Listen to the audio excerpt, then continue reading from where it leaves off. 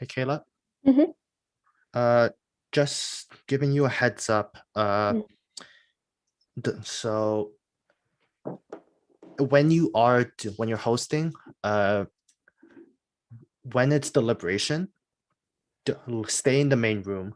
Uh, so we found out that it actually does end the stream if no one's in the main room. Okay, cool. It's not that's less today. It's more the other days. I'm just gonna give you the heads up now. Perfect. And I'll message you the two things that you'll need to remind your uh timekeeper on. Yeah.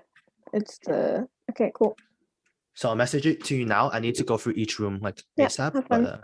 that's just the update. Got it. Later. Thanks. Later.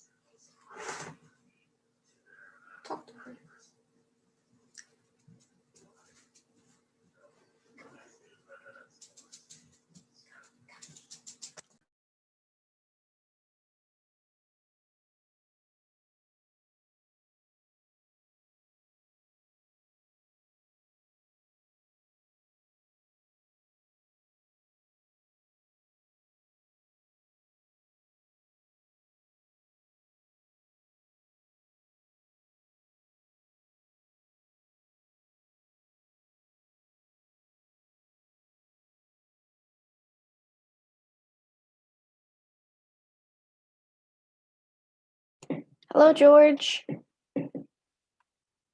Yeah, I'll keep doing. Hello, Hi, George. how are you? Nice to meet you. I'm Kayla. Nice to meet you. Okay. So we have a judge in the waiting room. Perfect. What do I have to remind you? Remind judges to input scores in the 10 minutes after feedback and to let us know. And then, okay.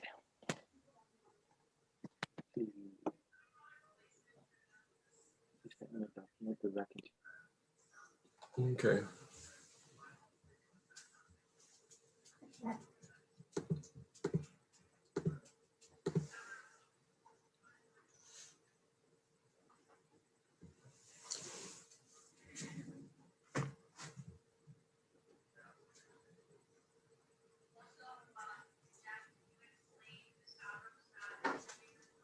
Hello, June. I don't know if you know, but you're on mute. But yes, hi, Yes, I am. Sorry. no problem. I logged on to InnovaTank and I didn't see yet any of the scoring criteria or cases. Is that expected? Let me ask the question. So,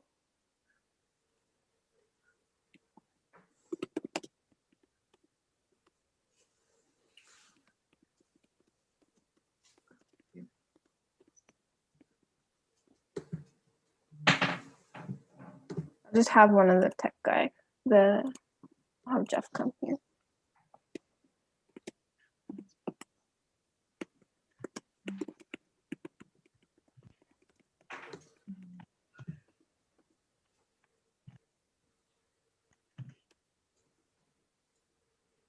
Hi there. Jeff. Yep. Can you guys hear me? Yeah, we can. Perfect. I was told that there was an issue with a Nova Tank.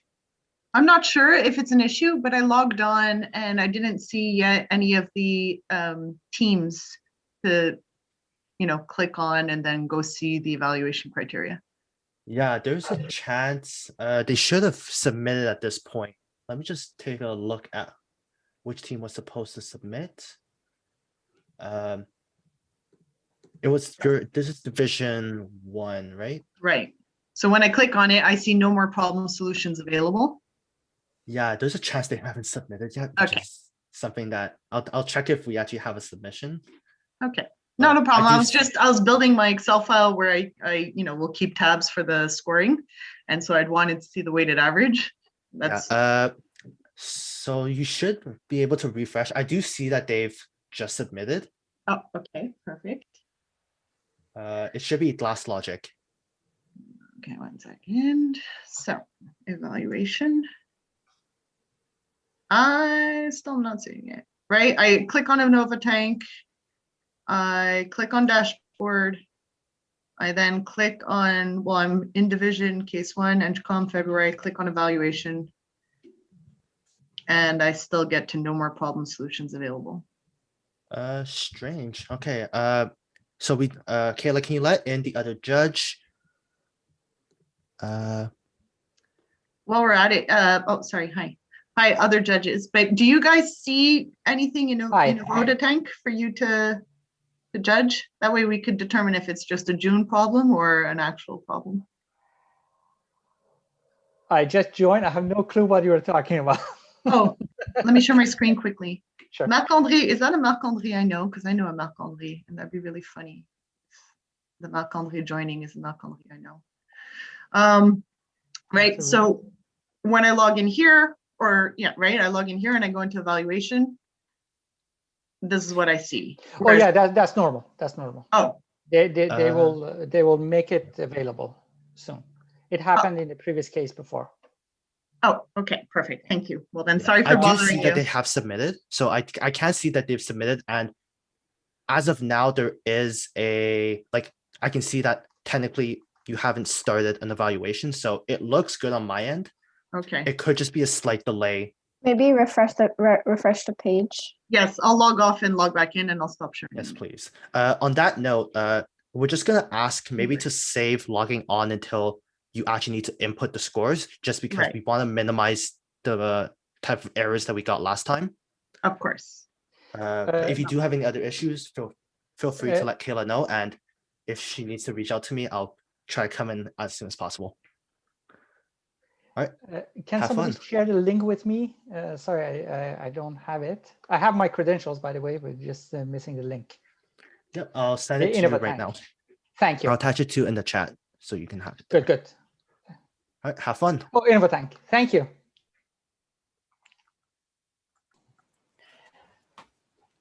So hi everyone. So I just connected. Did I miss something?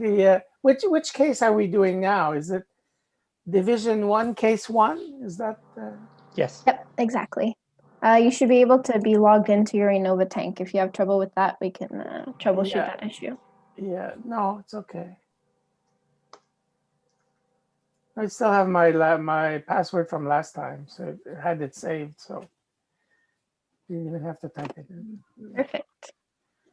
So February Division 1, Case 1. Criteria.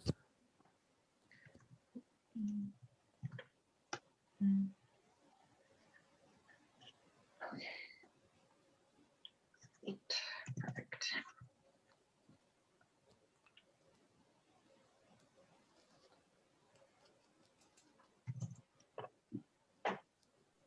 Are you good, George? Do you have your timesheets? Your time cards? Yeah, Yeah. I have all of them. They look okay. Yeah.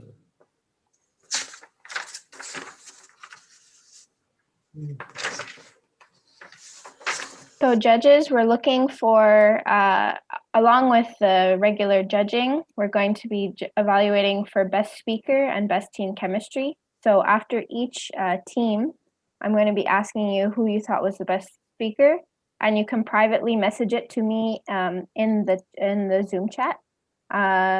So we're streaming on YouTube right now, so I don't want to have them see hear it if ever. So I'll ask you, okay, judges, it's now time to send me, after you deliberate and stuff like that, it's now time to send me who you think was best speaker after every presentation. And then at the end of the day, I'll also ask you which team you found had the best team chemistry. So those are the additional things we're evaluating. So today. what is being streamed? Is it also the chat being screened as well? The chat area? No, the chat area that will not be on stream, and it's not being okay. streamed live right now. It's only being streamed to our basically only the person who has the login credentials to this YouTube can see the stream right now. We're gonna edit it and stuff like that afterwards. But just in case, let's keep it to the chat, the things, and you'll always have the judges deliberation room. So I don't know how much you learned in the judges training, but we have the presentation for 15 minutes, the Q&A for another 15 minutes. And then, so I have just opened the breakout rooms and have assigned you to, you don't need to go to them now. You can just let the prompt pass you by. George as well. So when it's time for judges deliberation time, you can go and click the 4 squares on the bottom for breakout rooms. and join your room for the deliberation. And then the team will also join their own room. Oh.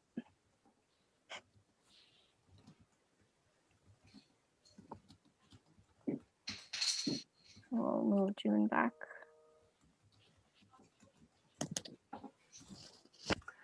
So how many of us here are judges? So we have Ali, yourself. We could do a round table if we like while we're waiting for the team. Just so we know who's somewhere. So who's going to be Yeah. asking what kind of questions? Let me just go through one more time. So you have your 15 minutes for presentation, 15 minutes for Q&A, deliberation. You go into the judge's room. George will be following you there, and then we'll come back for feedback. I will stay in the main room so that the stream doesn't stop. And basically that's it. Okay, now that that is out of the way, yes, introductions. Well, actually, before introductions, just housekeeping for the Q&A. Do we want to have like a best practice that, you know, each one of us ask a question roughly, and we try split the Q&A 5 minutes each, and we try to stay self-aware? Well, ideally, if we each ask just one question, we go around once, and then okay, you perfect. can ask a second question. Okay, great. Because it goes really quickly. Yeah, I know. Yeah. So can we know what areas of Concordia each of you are from? So would that be okay? And maybe mention if you've done this before. Ali, you're muted. Yeah. Ali, you're muted. Sorry. Happens every day. Hearing me, yeah. No, I was just coming from my class, actually. I'm from engineering department, the computer science department. I probably ask the engineering questions. The thing is regarding the question that you mentioned, June, it goes very fast. Yes. And if we try to like offer each other turns or things like that, we don't use the time. So I would suggest that be quick and then just pass it on to the other person. That would be the best practice. Yes. And I think we can manage. It should be okay. Yes. Okay, perfect. I just asked because I did the CASA cares and the prelim rounds, and until this was discussed amongst judges, some judges would ask follow-up questions, and in the 15-minute Q&A, 10 minutes went to one judge. Oh no, that's the thing we should avoid. So, exactly. So one each, that's fine. Ground rules, agreed. From an introduction perspective, because we have 6 minutes left. And June, I'm a KPMG, not KPMG, well, yes. I'm a Concordia alumni from business. I studied in accountancy. I then went to KPMG, worked in audit. I've been in industry now for 7 years, and I work in finance. Currently a mix of special projects, data reporting, some assurance, and I work right now for Target Sports, which is the world's largest manufacturer in artificial turf. So construction and manufacturing. Yeah. And you, Marc-André? Oh, I'm the only one left. So hi, so you might notice on my door the Desjardins logo. Oh, yes. So I'm a professor at JMSB. I teach mostly IT courses, and my field of expertise is cybersecurity. Oh, great. At Desjardins, I'm in charge of so I teach at, I have a 6-course workload at Concordia, but I also work full-time at Desjardins, and I run something called the Desjardins Security Academy. So I'm in charge of continuous education for the cybersecurity teams at Desjardins. Oh, that's great. So I teach at Desjardins. I teach it everywhere. We got cyber attacked in April. Our multinational got ground to a halt. Of course, everyone gets attacked. Yeah, it was a crypto locker, crypto whatever. Yeah, crypto there locker. You go. You gave him some Bitcoin? No.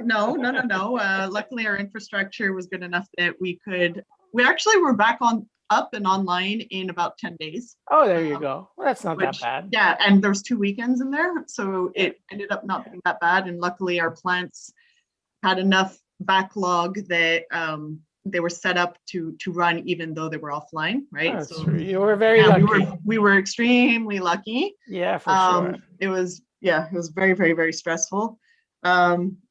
So yeah, security is top of mind. It was someone, I think in Serbia got sent, because we're multinational. So someone in Serbia got sent an email about, Clicked on it. FYI for Corona. They clicked on the link and There you then go. there we go, 10,000 employees later. It's a classic. Yeah, Yeah. for sure. Yeah, So I've been at Concordia for 20 years. No, not 20 years. Teaching for 20 years. At Concordia for 11 or 12, I'm not sure. I forget. And so I'm a business guy, I guess. IT/business. You're covering both. Yeah, well, I have a master's in MIS and 2 MBAs. Oh wow. And my PhD, I'm actually doing my I don't know how you say it in English. Your defense, my defense. Yes, your defense. Yeah, in a few weeks. Oh, Oh, congratulations. congratulations. Must be very stressed. Good for you for taking time off to Yeah, focus on something yeah. else.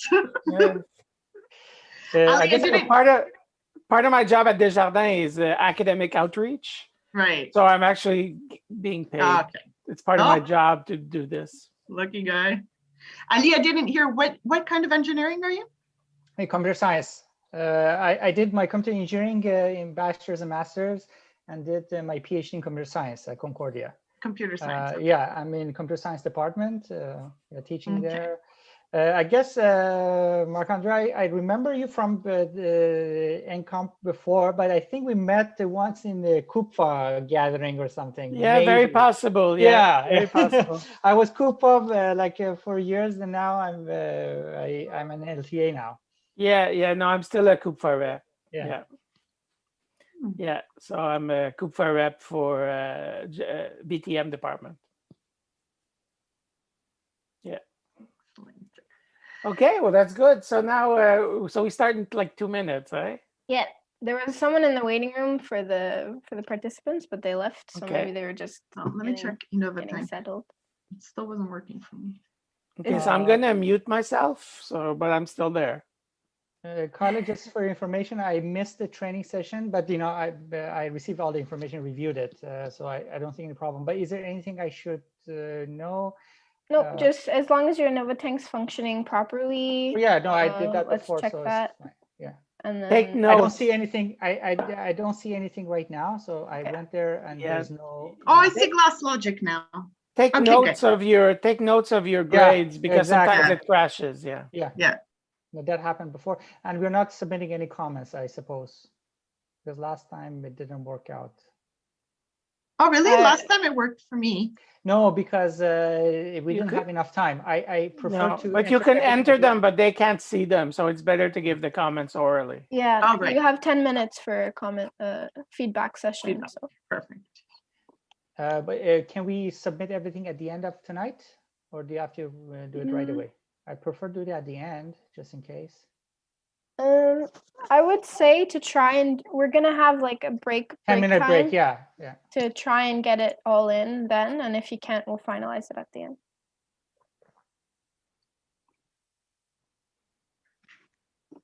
The last time we had limited time, it was only 10 minutes to finish everything, and Yeah.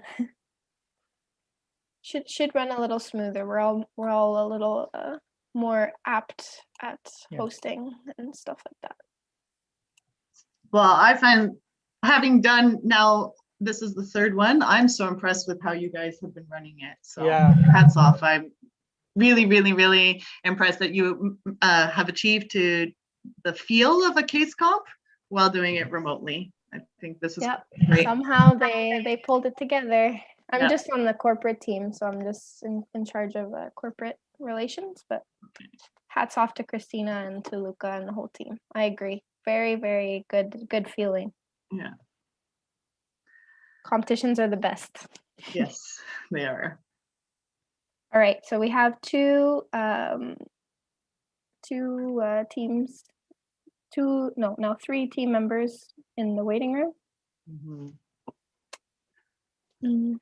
I will let you know. Okay, all four of them are here. Are you all ready with your Innova tank? Yeah. But do I let them in? Judges good for letting them in? Yes. Perfect.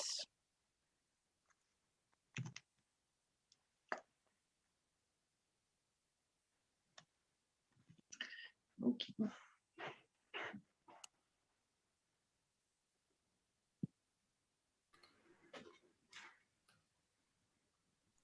Hello, team.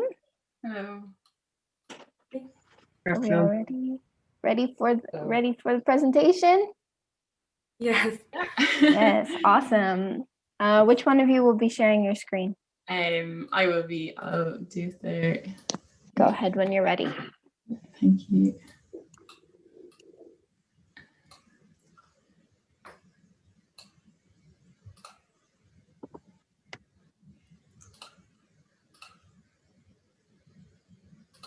That So, didn't work, did it?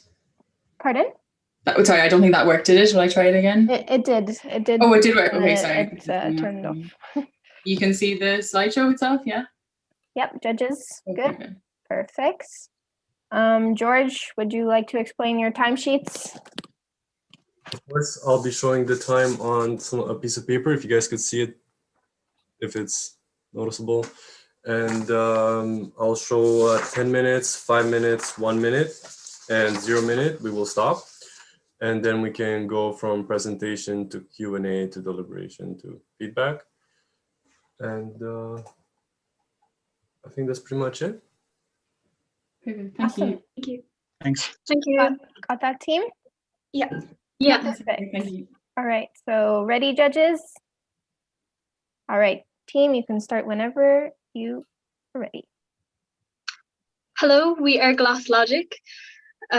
We believe our team can provide the best solution for Workden because we have come up with an innovative way to generate more clientele in terms of their end users and their third parties, all the while obliging to their sustainable approach that they are currently branding themselves with. Our group name Glass Logic is quite relevant to today's case, as glass means green in our native language. Now, I have to be careful because we're not allowed to say where this native language comes from, although our accents are probably a bit of a giveaway. First, we will take you through Workden's current service and the limitations this may be bringing them. Then we will talk you through our innovative, creative, and sustainable solution. Next, our implementation plan. We will then show you the new third parties that we plan on introducing to Workden and how we will position this service and our unique selling points compared to our competitors.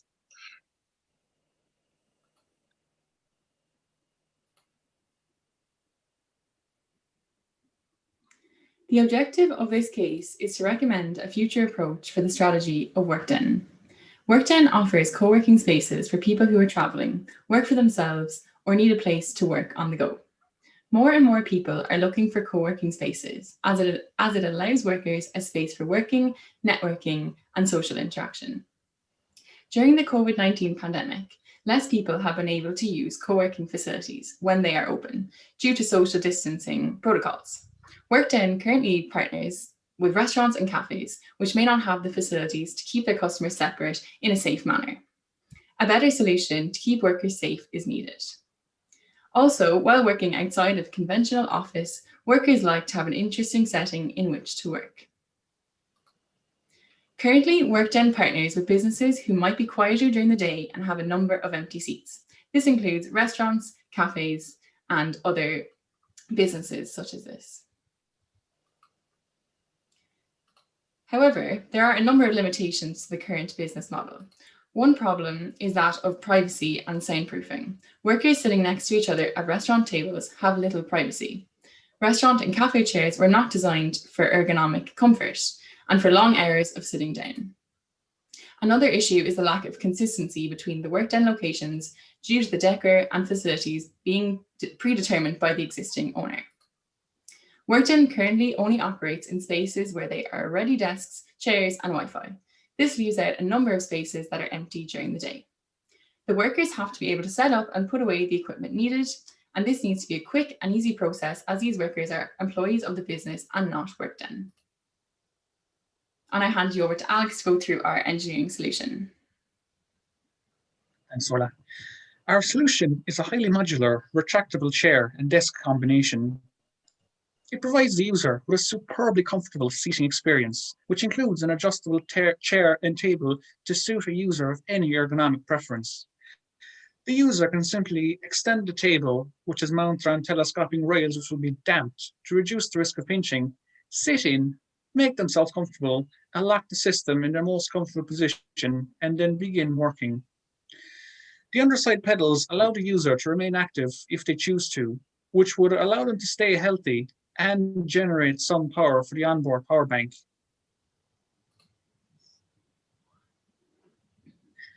When not in use, the system can be folded up to take up minimal amount of room and placed out of sight. Furthermore, it can be moved outside easily during the summer if the team wants to catch some sunlight or fresh air. The lockable casters allow the system to be moved around easily or held securely. The table is also supported from both sides, eliminating the irritation of a wobbly workstation. The table is a truncated triangle shape, which means the system can be assembled together for a full round table experience. The modularity of the design means the units can be pushed together in various ways, such as 3 units against the wall for a presentation.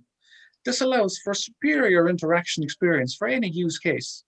Each desk contains a plug and a USB port to allow devices to remain charged. Clear recycled plastic sheets are available for a quieter and more protected experience during the pandemic.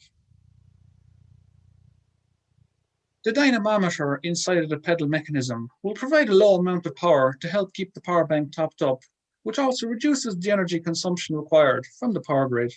However, should the user choose not to use the pedals, they can be retracted and out of the way below the seat.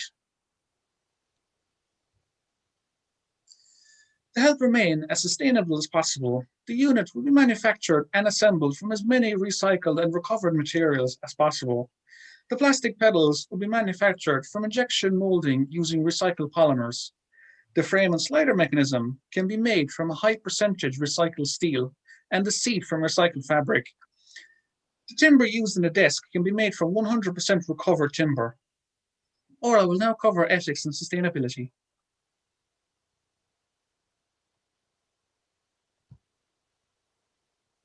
Thanks, Alex. So Workden have a strong culture of sustainability in their core values. Our product is in line with 4 of the Sustainable Development Goals. It follows the responsible consumption and production goal by making use of recycled materials and taking into consideration its end-of-life potential. It encourages workers to keep fit and active during their working day in line with the good health and well-being goal. The product is also in line with sustainable cities and communities, allowing for the future of co-working, networking, and connectivity. The product is allowing more entrepreneurs and self-employed to advance their business and make connections, helping with the goal of decent work and economic growth.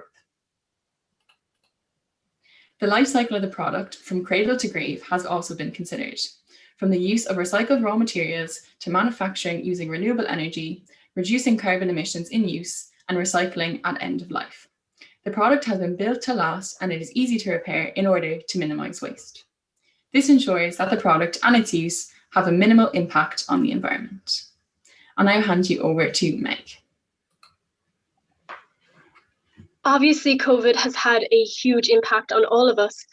In saying this, the millennial generation are sometimes forgotten about because we're not considered part of the highly vulnerable category.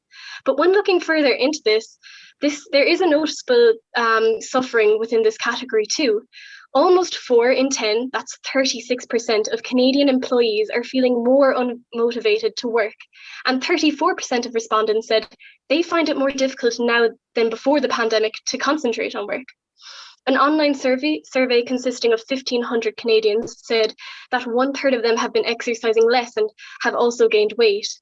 25% of business people have predicted that 10% or more of their workplace will continue to work remotely. 93% of millennial workers report difficulty working from home as a result from COVID-19. So the existing unique selling points of this company, in the next slide, is the fact that they are recycling these spaces during times that they aren't being used for their intended purposes, for example, restaurants or yoga studios. But the new unique selling points that we are adding to this are the change of workspace scenery, which boosts mental health. So we're planning on introducing areas like garden centres, art galleries, museums. Another unique selling point would be the fact that we are being more environmentally environmental and health conscious. It would be a new innovative way to stimulate the brain by allowing the option to exercise while working. These are incentives for both the end user and the third party. For example, we were planning on including discounts for the end user to come back to the third party when they're actually being used for their intended purpose. So you could build up your discount points to use them for buying a beer or a coffee later on in the evening when these areas are open again. We also think another point would be the fact that the environmental movement could be helped by providing fair trade coffee, using eco-friendly cups and packaging, or just using the cups that are available at restaurants or cafes. So we did a SWOT, and as mentioned before, some of the strengths include reusing spaces that aren't really being in use at the moment, the fact that there's new scenery, which is boosting mental health, that we're becoming more eco-friendly and having that approach, that we're very consumer focused, and that this new solution will be very easy for staff to set up and put away. Our weaknesses would include the fact that we don't currently manufacture. We don't think this is a big issue, but it is a weakness all the same. Threats or opportunities would be the fact that millennials are struggling with lack of social activities and their environments, and Workden would actually provide the safe social networking environment. So that is a big opportunity, and that COVID is there now. A threat would be that, if ever there was a stronger strain of COVID to appear, consumers would be hesitant to work outside of their house. So moving on to the market size then, we started by taking the remote North American workforce, which came to over 85 million people. We then took our serviceable available market, which is the remote millennial workers in North America, as you can see there. And then we wanted to take 0.00003% of the serviceable obtainable market. So now I'll bring you to talk you through our customer profile. So we're looking at people, working professionals in the millennial generation. So that's between 22 years of age to 36 years of age. They can be either part-time and full-time, working 9-to-5 jobs. They're looking for a place to work outside of their home because it might be hurting their mental health. They might be sick of it or just have too many distractions at home. They need something that's cost-oriented because they may be unable to rent their own offices. These people are going to be eager to avail of networking opportunities. They want desk jobs or freelances, which is value self-care and work-life balance. They are environmentally conscious, and they're looking for convenient work locations to avoid the long commute. So now I'll pass you on to Rasha, who will go through a day in the life of one of these customers.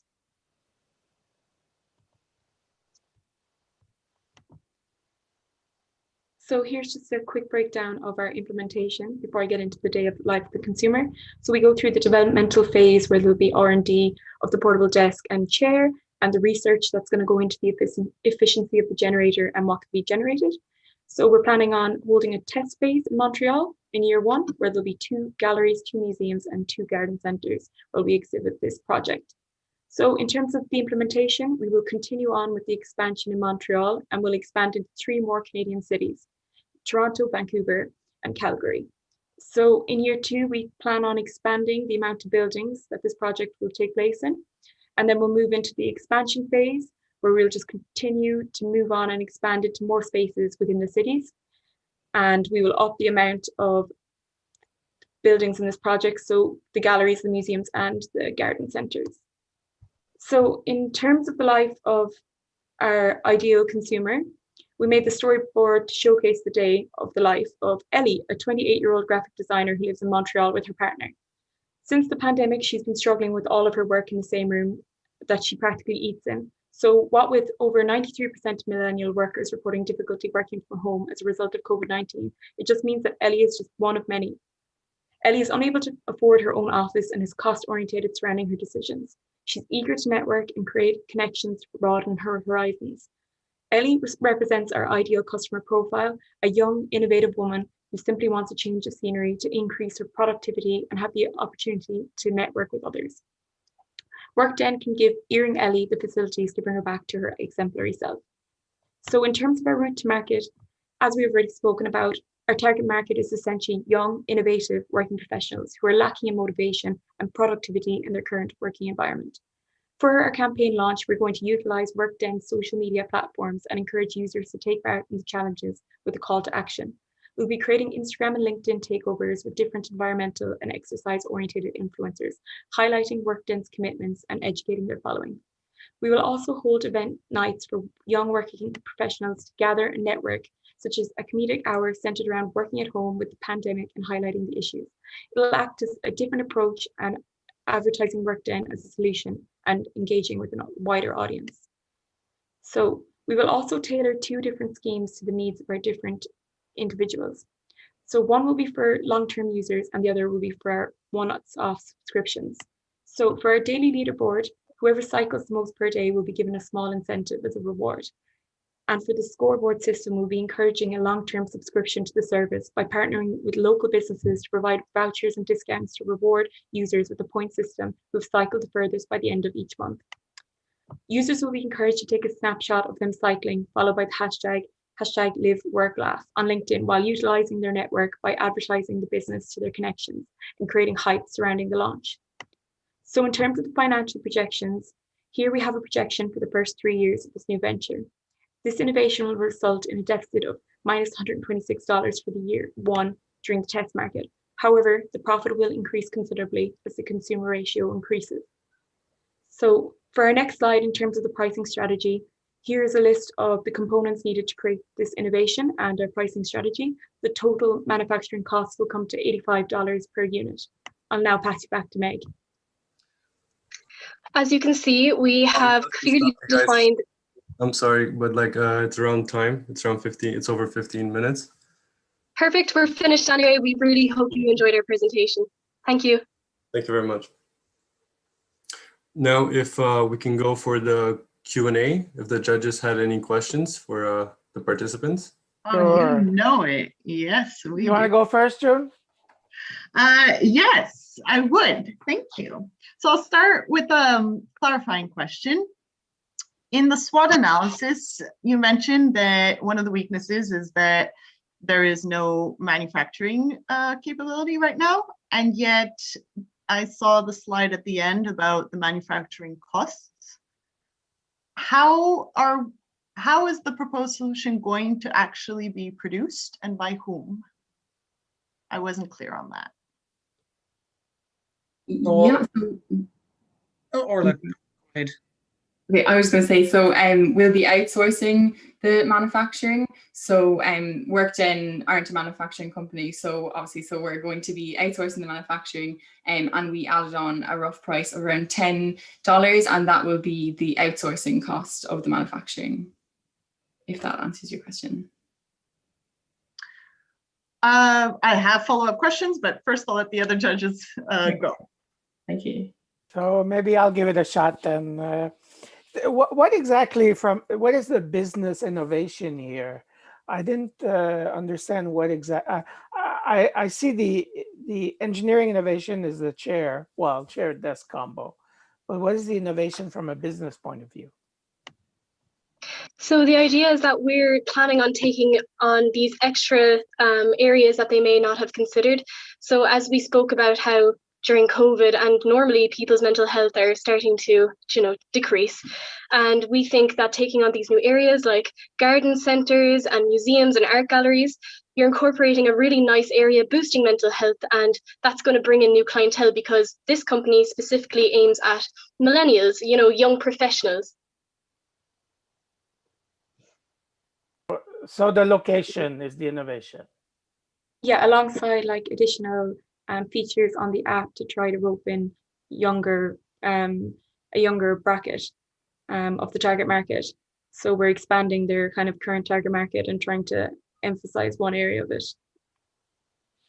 I mean, you also have the innovation of including a competitive system where, you're bringing this fun element where, all these people who are networking in these areas have the option of cycling, and on the leaderboard within the app, they're competing against one another, which actually generates discounts for them each day. So gamification. So with these discounts, you can say that again? Gamification. Essentially, yes. Yeah. Yes, pretty Okay. much. And Thank you. You finish, but then I'll let the next judge. Sorry, somebody started. I have some questions regarding, thank you very much for your presentation, by the way. I was looking into seeing some data on the engineering side.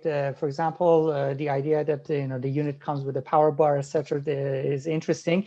My question is, do you have any details on the type of support they provide? For example, how many watts?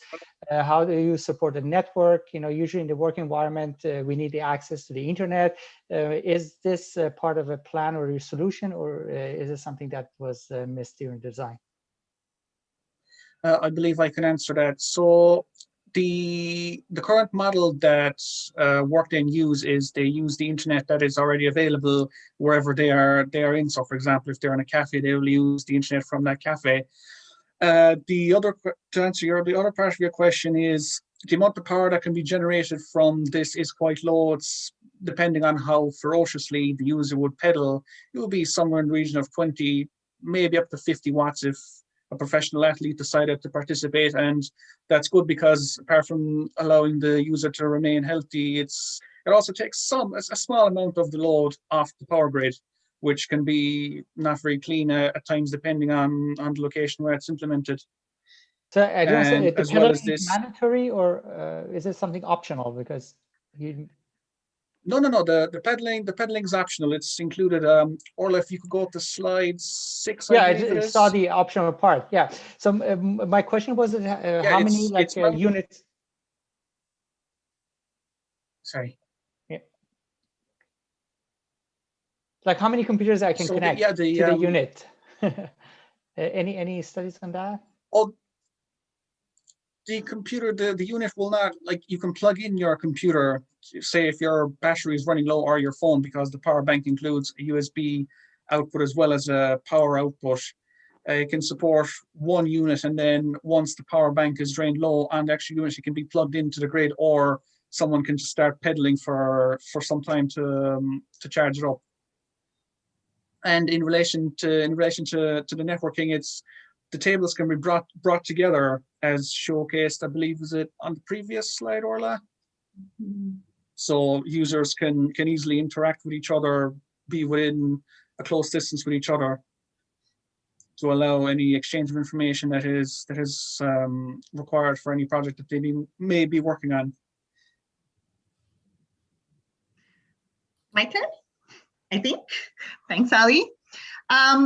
So building a bit on Marc-André's question about the business situation. I see the on slide implementation, where you go over what you're intending on doing on year 1, year 2, year 3. When I notice the number of locations that you have, that's huge growth. The case currently contains 4 locations in Montreal, and we're going from 4 to basically 10 in year 1, and I can't do fast math, 16 in year 2. That's exponential growth in identifying these locations. How do you recommend Workden identify these locations, go about identifying these locations, securing the contracts, and making sure that this is in place prior to the launch? Because the launch is going to generate, if executed according to your recommendations, it's going to generate a spike in activity. Yeah, so we believe that third parties, these companies, would actually be quite willing to take part, and we think that this growth is, I mean, as big as it seems, we do think that it is realistic in a sense, because during COVID, there's so many companies out there that are losing so much revenue, and this is a great way for them to earn back some of that. So we do think it is possible. And I might add as well that we're expecting that Workden will have expanded into different Canadian cities at this stage, that it would just be another step then for these desks to be put into those facilities then as well. Yeah, so we'd be essentially applying the same methodology to new cities. So that's why there'd be different galleries and museums and garden centres, but within different cities. So it'd be the same strategy and the same location-wise. Okay, understood. If I may add to what my colleagues have said as well, there's a psychological aspect to this as well, because of course, as the lockdown has been happening for about a year now, hopefully it's going to end soon. I mean, with the implementation of the vaccines and all such developments that will allow us to get back to normal. But until that day comes, I mean, people generally are getting quite sick of the lockdown. I mean, it was kind of funny listening to one of my colleagues earlier that I do kind of fall in the category of wishing that I could go out and do something like this from my own personal experience, if for no better reason. So people are only more and more likely. Understood. I think we all agree that the expansion possibilities are huge. However, I have some questions as to how this expansion would occur, given that there are current constraints that would prevent Workden from scouting these locations at the moment. And also, you know, Vancouver is as far away from Montreal as Paris is from Montreal. You know, so from a costing perspective for Workden to actually scout out these locations, I'm curious whether or not that aspect of the implementation was included in your proposed solution. I think it could be partly made easier by the fact that it's like all we have to do really is all Workden have to do is find a cafe or a garden center, and all they have to do is to sell or to put these chairs into the space. So in terms of like it being a huge operation, I think there's not a huge amount of logistics involved. Like the app is already set up for Workden customers to use. So expanding into another city, we think is the next step that Workden is going to be taking anyway. So we see that there will be Workden customers in other Canadian cities in the next year or two. And with that, then the use of these chair desks will just be another step in Workden's current, we think, what they're about to do. And part of the emphasis on having the design of the chair slide into itself to take up less spaces to make them easier to load onto a truck or a van for transportation around wherever they may be required. Understood.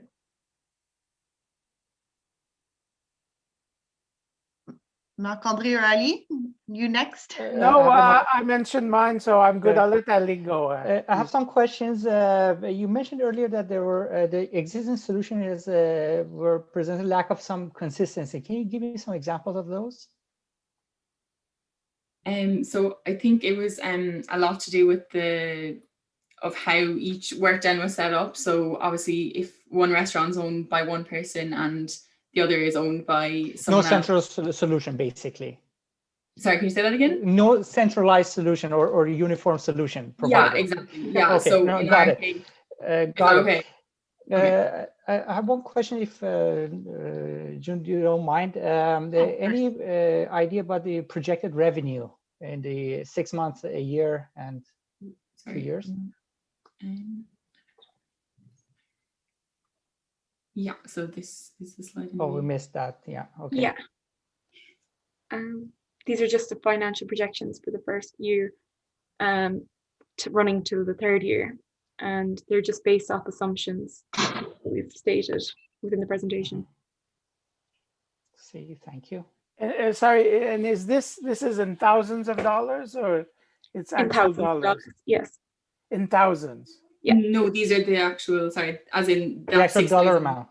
So it's not $21 million year three. It's no, it's not. No. So okay, so why should I do this then? Why should I create this business if I'm only going to be making $21,000 in 3 years? I mean, we have to remember that they only started up in 2018, so they're still in the startup part of their business. But I mean, if I should probably go work at McDonald's, I would make more money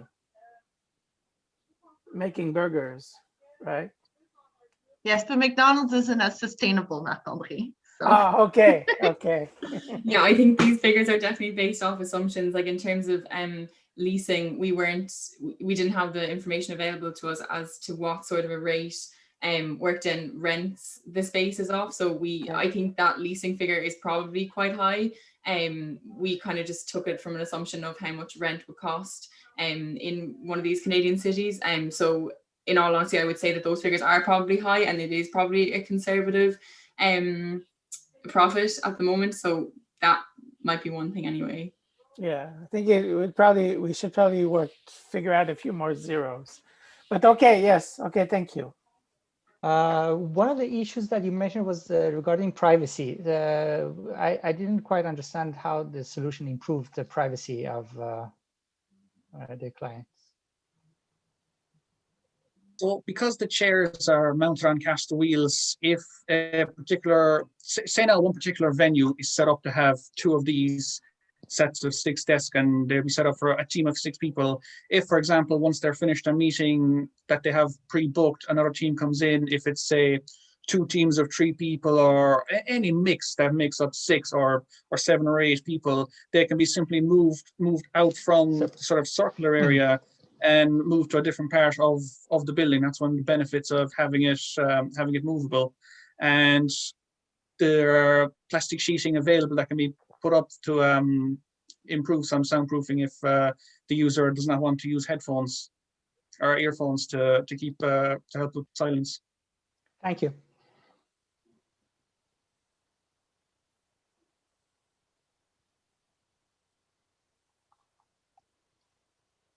I have a small question. How did you determine on 0.003% of the serviceable market as your target market for the near term? Yeah, we wanted to choose something that was obtainable and realistic for the company, considering the stage that they're at, because they're relatively new. So any other figure we just thought would be just too high for them to obtain. So we just took that percentage of our serviceable available market. However, this is set to increase upon expansion in the upcoming years. Understood. Yeah. No further questions on my end. Oh, not gonna lead either. Perfect. Should we continue to the deliberations? Yes, please. Perfect. All right, so judges, you can go ahead and move to your breakout room that I assigned you to before, and the team, I'll also send you to your team breakout room. Thank you. No problem. Thanks very much. Good presentation.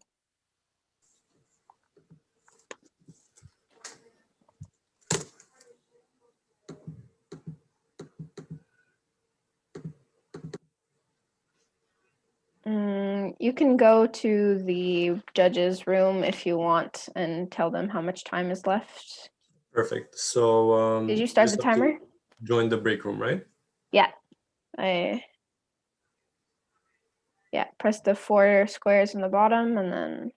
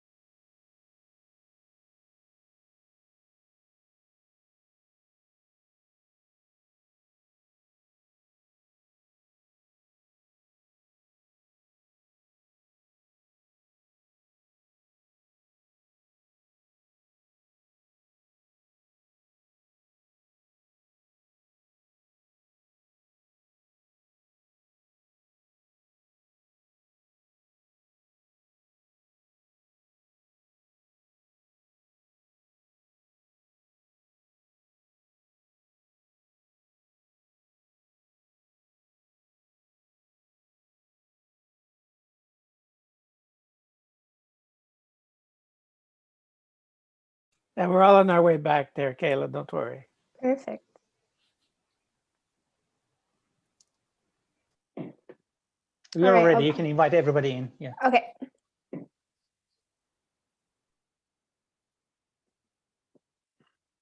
There we are.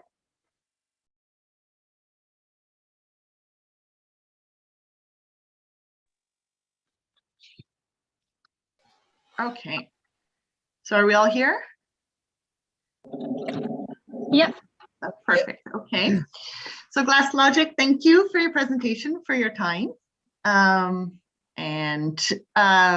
We'll jump right into it. The first feedback that we'd like to provide is making sure that when you're working on a case like this, you spend sufficient time with the problem identification. And there's two key red flags that I'd like to highlight. Number one is in your problem identification from a presentation standpoint, you guys spoke almost 4 minutes on a problem identification out of a 15-minute case. That makes it harder then to cover all the material that you have.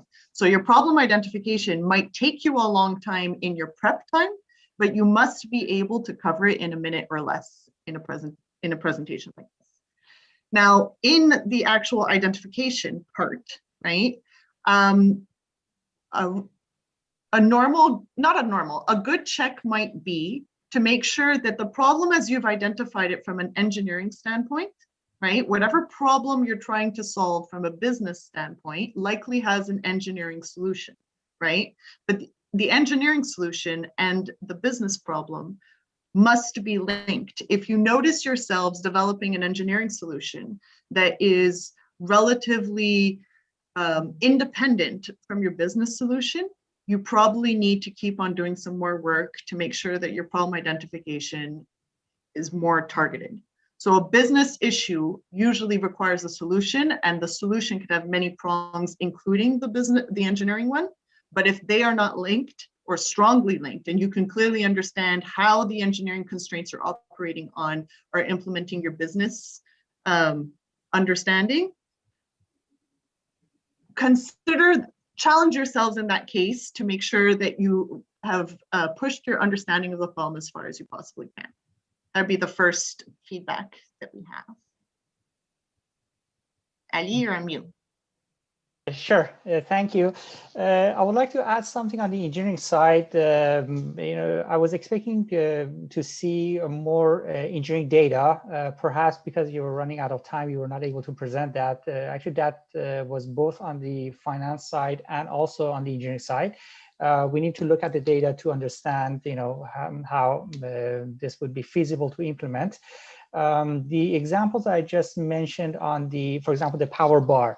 It could be as simple as just purchasing a power bar unit and put it in the construction, but there are issues related to that. Let's say you want to supply that many number of units within the environment that you have.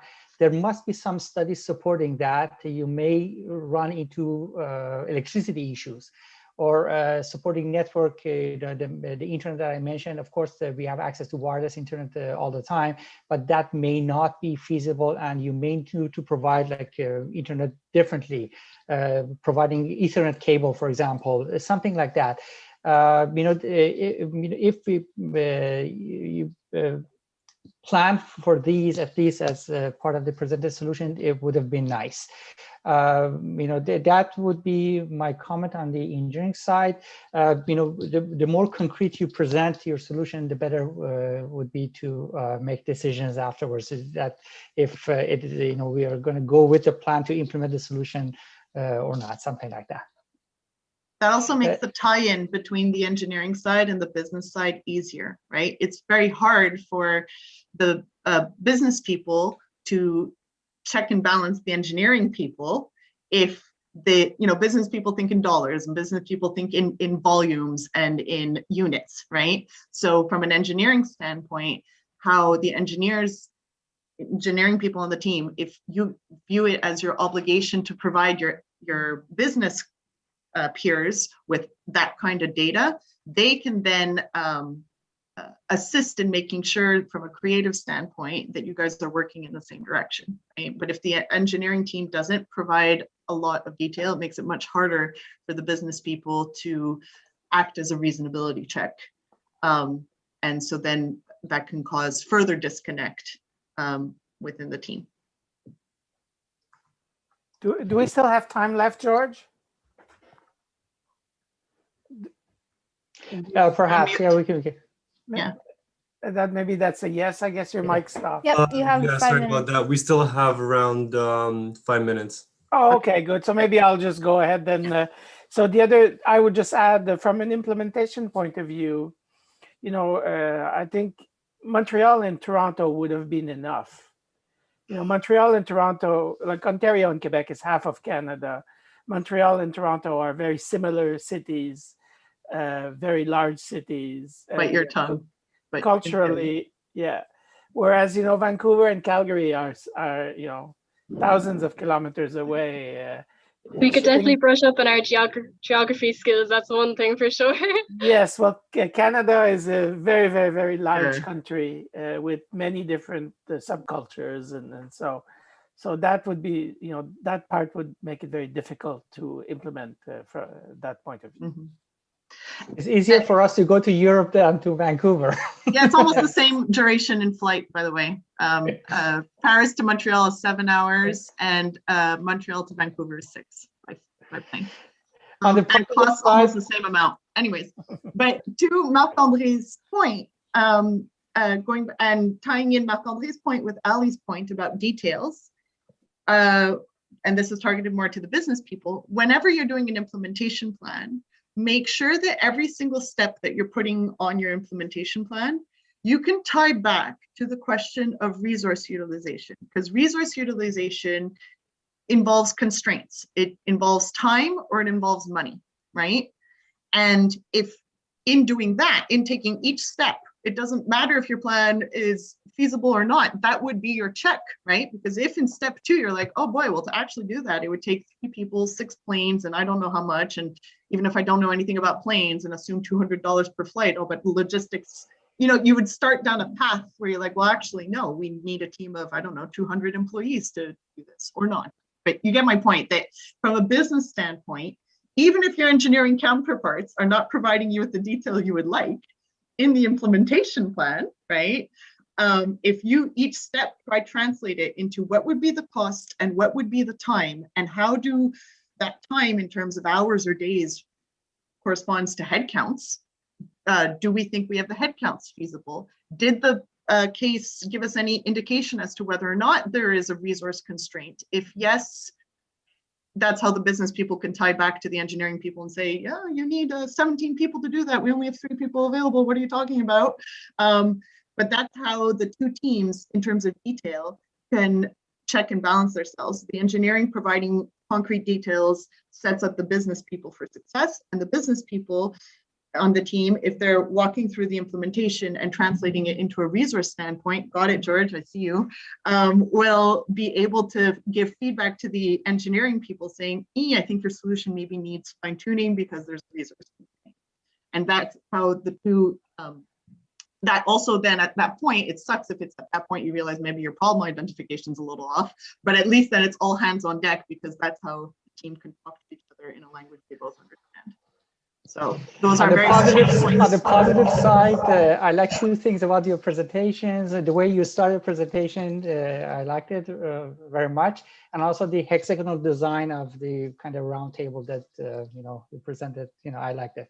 The blue background's good, and you guys did have a good pacing and supporting each other with your Q&A, which I saw you guys, I think, in the Casa Cares version, and that's a noted improvement, by the way. So thank you very much. Thank you.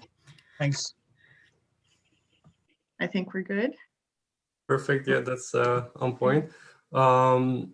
We finished the feedback, so then we can go for the score input. If the judges could do the score input from 4 to 410. And thank you, team. You may leave the Zoom now. Good job. Thank you. Bye now. Thank you. Have a good rest of the week. Bye.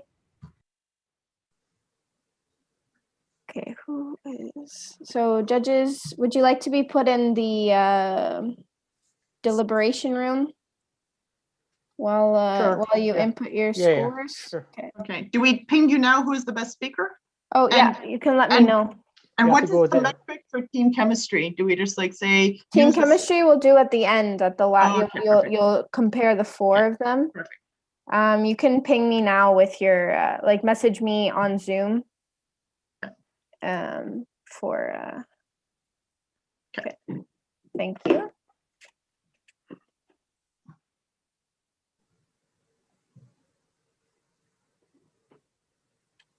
So, okay, Ali left.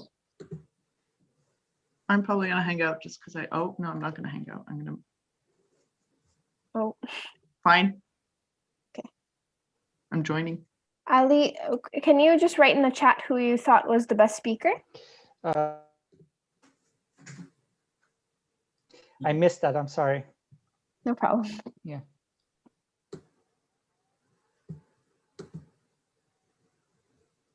I go to the breakout room then.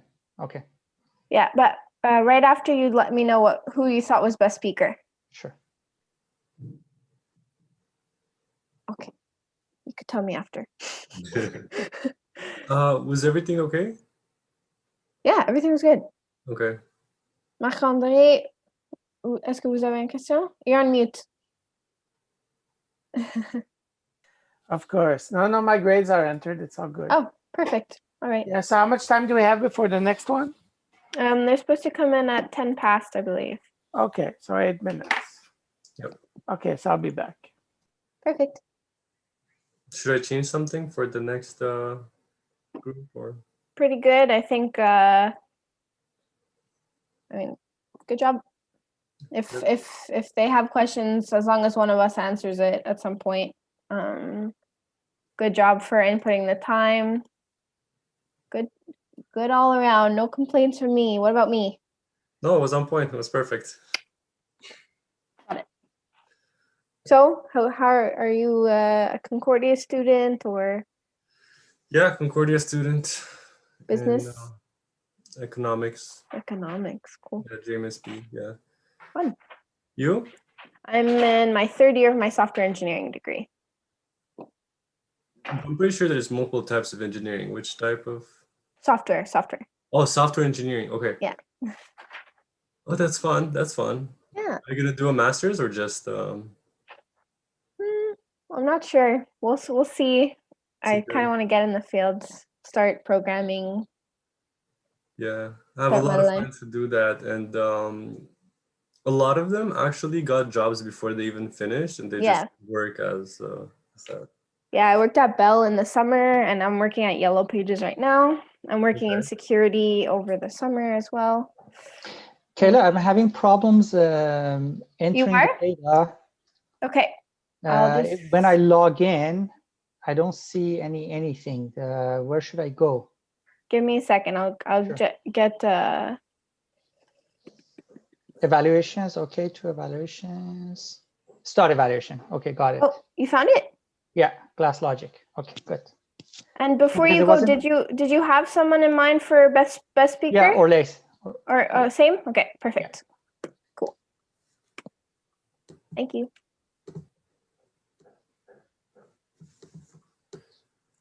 So you're good with your Innova tank? You're asking me? Yes. Yes. Okay, cool. Yeah.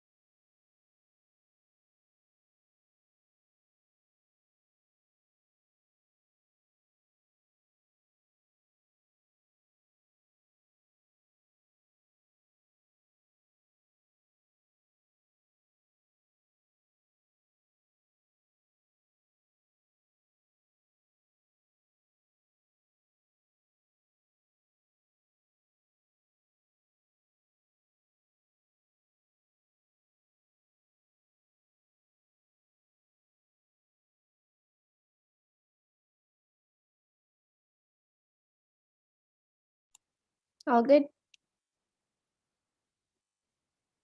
June? Yes? Yeah, okay. Okay, I'm back as well. So we have 3 more minutes. June, I have a question for you. Yes. Do you have a PhD? No. No. But are you a professor? Do you teach? No, I don't teach. I work entirely in industry. Oh, you should. You should really think about it. Thank you. Yeah, have you completed your master's? No, in accounting, we don't typically do masters. We get our professional designation, which is, Like a CPA? you know, sorry? CPA or CFA? Yeah. Yeah, I got my CPA. Okay. And then typically we don't usually do masters unless there is a desire to go into academia, which we don't have. You should really think about it. I think you'd be a really good professor. Well, thank you. I've been told that often, but the problem is that apparently to be a good teacher, you're supposed to abide by the mantra that there's no such thing as a stupid question. And unfortunately, I feel that there's often stupid questions. So I think that's a fundamental constraint in my ability to do the job. Yeah, I think that's yeah. Yeah. I hear you. So instead, I do things like this, where I can have an impact, but in a very small scale. And okay, well, but you're still very young, so maybe as a second career. I started teaching when I was 40. I became a professor when I was 40. So. Oh, maybe. Yeah. Yeah. So there's lots of time for you. Yeah, we'll see. It's hard to figure out how to. I take seriously the idea of trying to, pass knowledge and experience to other people, but I'm not sure that teaching's the way forward. I believe that mentoring and maybe doing stuff like case competitions is more up my alley, because then I can choose where to spend my time. Yeah. I get easily annoyed if I don't feel there's a good return on my investment of my time, right? And in teaching, sometimes it can be super rewarding, right? I've had professors that have changed my life, but I've also had several where you could tell that professors start to get tired of who is showing up in their classroom. I have a lot of admiration for teachers and professors, but I don't know. I'm sorry for interrupting you, Kyla. I'm having problems saving the results. Nothing happens. Hold on, would you like to share your screen and show? Sure, yeah. Oh, share screen here. When I click here, nothing happens. If you scroll up, is there any required fields that is not? No. I had the same thing, but when you click on it, does it change? Does the surrounding? Yeah, I think it worked. If you go back and come back. Yeah, it saved it. Okay. If you do edit, click edit again, just to be sure. Yeah. No, I think I think it would work. Yeah, you're good. You're good. Yeah, good. It's safe. Okay. Ooh. Thank you. Yeah. It's just hard to notice when it's just. No, it was they are constantly changing the website, I think, but yeah, go. No, but it's just a small change of the shade of blue. I think they need to rethink that. I'll take that down, definitely. Where the Innova provide some sort of message saying that it is safe or something. Safe. Yeah, I noticed that too, and that was new. I don't seem to remember. No, last time it was working. No, it was a lot more buggy last time. Yeah, right. But at least that part was working. All right, so we have 4 participants in the waiting room. Sure. I'll rename them to it's Game Cook Consulting. Consulting Club. Can I let them in? Sure. Yeah, it's fine.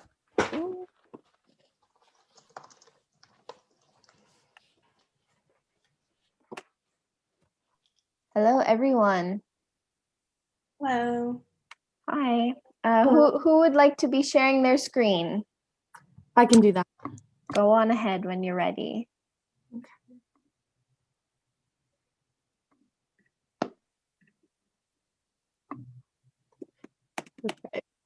Just want to confirm that you guys can see this on your end. Yep. Judges, you all see it? Perfect. Judges ready? Perfect. Team ready? All right, start whenever you like. Okay, so welcome. Thank you guys for listening to our presentation today. Today we'll be re-envisioning a new work model for Workden and see how we can capitalize on their sustainability values as well as contributing to their community-based feel. So to start off, we'd like to review some things that we'll be covering today in our presentation. We'll first give an introduction to Workden and their background, as well as going over their our new proposed business plan and how to implement and market this to make sure that this is successful and distinguishable from our competitors. Then we'll get into some of the financial feasibility and a profitability analysis. So first, we'll be introducing Workden as a company right now. So right now, their place in the market is that they're partnering with local businesses to provide a collaborative and sustainable working environment for people that want to work maybe outside an office or outside their home. And they currently are partnering, their current partner base, so their majority of partners are going to be restaurants right now, and they have 3 options for individuals that want to work within their spaces. They have a day pass, a 5-day bundle, or a monthly pass.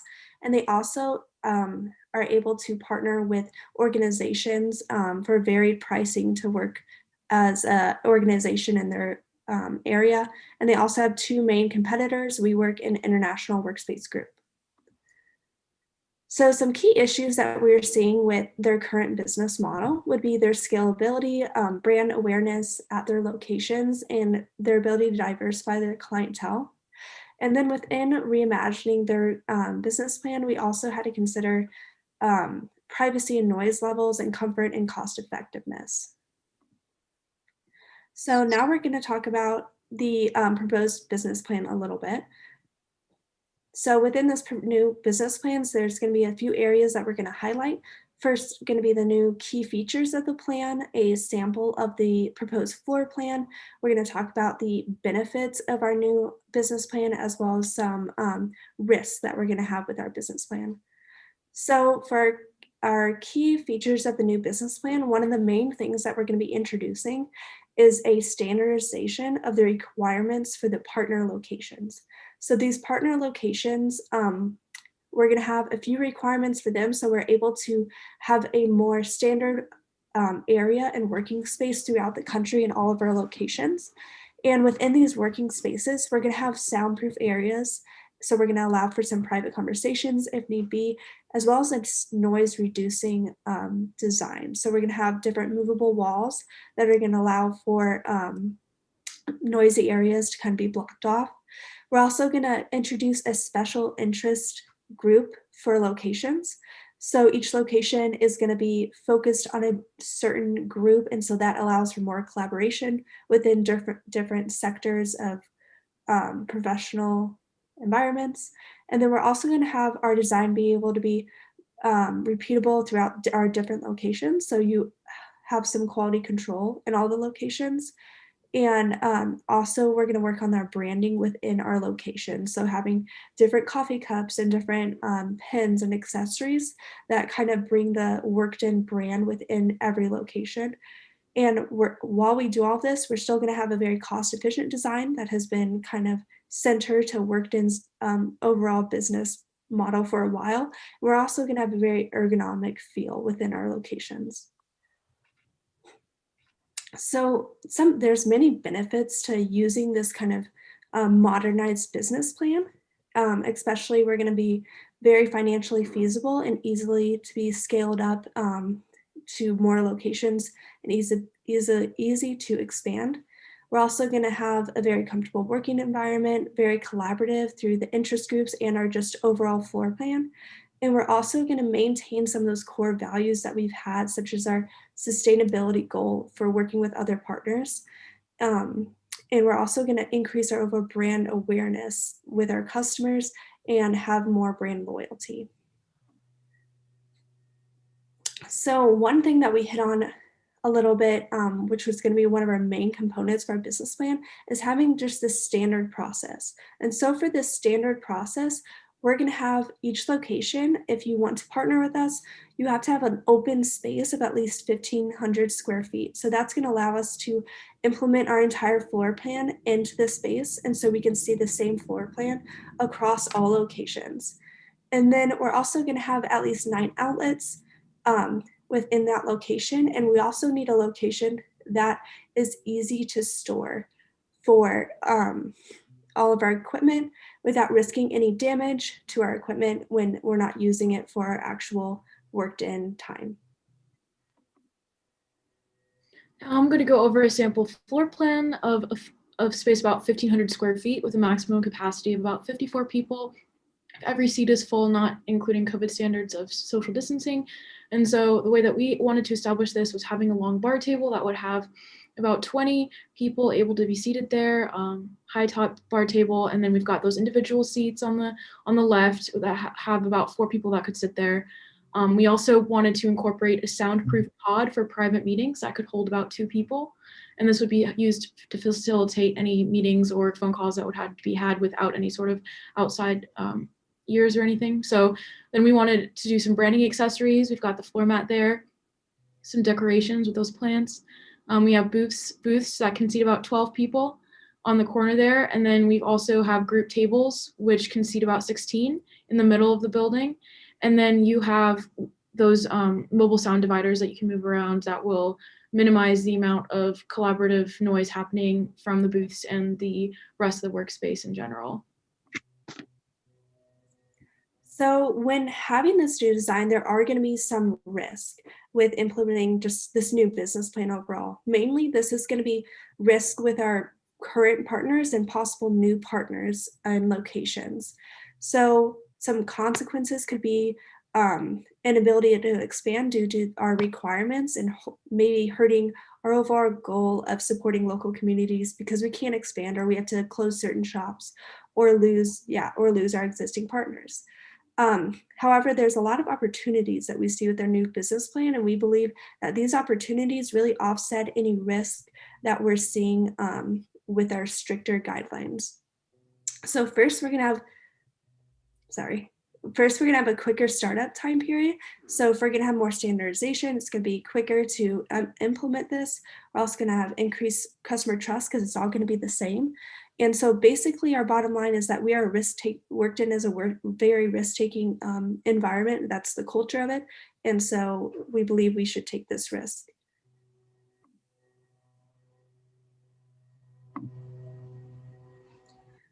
And so within implementing our new business plan, so we have to work first with our current locations. And when doing that, we're going to look at their equipment, update the equipment and branding to what we have in our new business plan. And if there's somewhere that just can't comply with our new regulations with our partners, then we're going to have to slowly phase them out over time as we gain new locations. So then our second step is going to be identifying new locations, areas that certain interest groups that we're going to introduce later are very high populated in. And then we're going to apply our new business models to new locations, making sure we are working with our locations in there for the initial setup. And then we're going to continue to grow our customer relations. We're going to introduce a new software, Cobot managing systems, that's going to be across all locations and going to analyze customer satisfaction in order to improve them. Of course, one of the biggest tasks with implementing a new software is developing that software and actually rolling it out. So Cobot is a leading management software for co-working spaces, and we believe as a team it's incredibly important, and we won't be able to build the Workden brand to what we hope it to be without Cobot. So there's 3 main pillars we're going to use: managing, members, and analysis, and we'll start off with managing on the next slide. So the first part of Cobot is using it to manage the rooms and resources we have available at Workden. So whether it's booking rooms or resources, you can always see what's available at any given time, and then of course reserve or do anything you need to do with the rooms that are available. Secondly, we have members. One thing we wanted to stress is that when requesting locations for co-work, Cobot will always allow their users to filter results by 3 individual characteristics, that being proximity, environment, and the nature of the work they're going to be doing. So Cobot also provides a fully customizable platform for which you can interact with other members. Whether it's you met somebody at your co-working space that day and you wanted to connect with them and meet with them next week and things of that nature, it allows you to do so. And lastly, Cobot also uses data analysis. So within Workden, you'll be able to see how many cumulative hours people are spending at your co-working venue.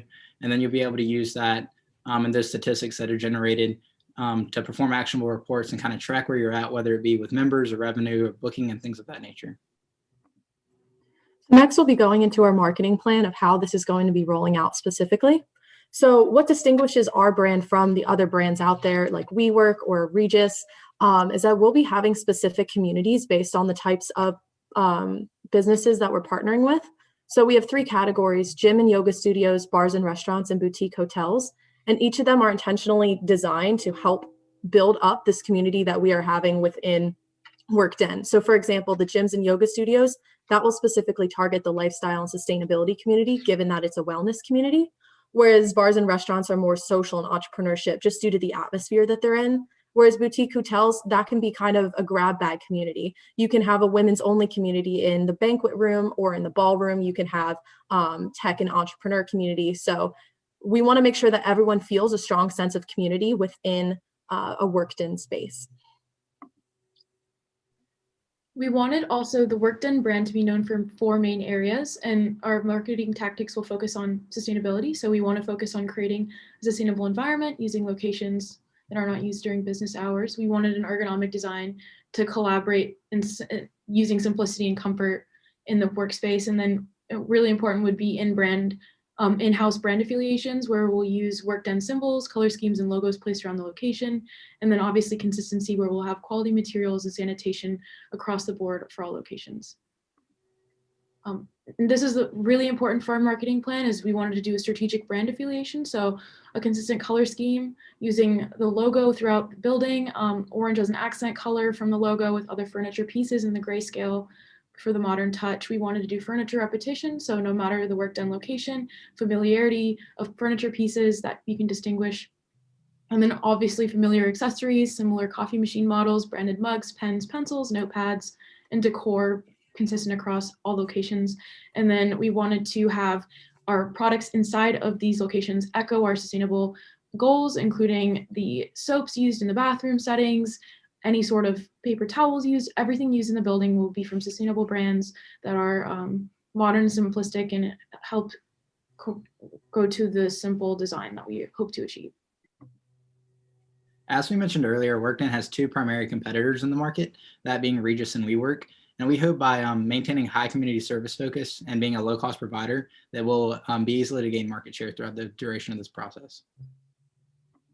Now we'll move into the financial viability of Workden and some numbers about their first 3 years in business. So we did some revenue projections, and 3 things to note here is that they would be operating at half capacity in year 1 due to COVID restrictions, but then year 2 and year 3 have full capacity. We also suspect a projected increase in business-to-business clients.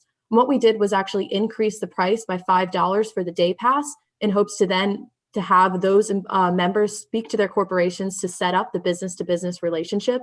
Even then, that increase in price is still 75% less than what WeWork is charging right now. So this is what our key revenue projections are.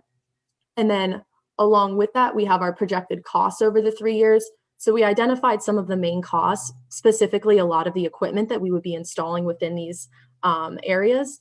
And so what you can see is that the bulk of the costs come in year 1, and then the maintenance and rental costs, they come a little bit later, and they're also very high estimates. So they are a lot more conservative when we're estimating full profitability, which can be seen here. We're running a loss in year 1, but in year 2 and year 3, they would be projected to have positive profitability and therefore higher profit margin.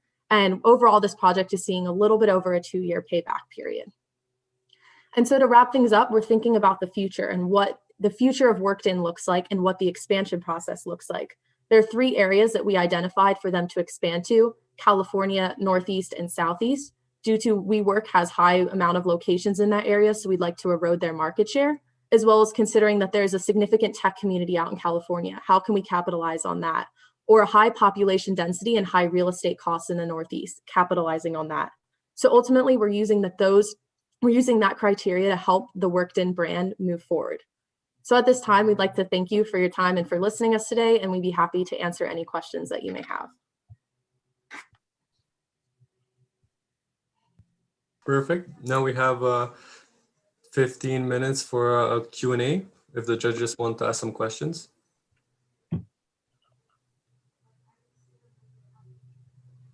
Hello? Yeah, hello. Am I the only one here? Or? No. Oh, there you are. Okay, I didn't see you. Why don't you go first? Yeah. So tell me, this last point, you're talking about growth in California and other U.S. cities. Why U.S. cities? Why not Canadian cities?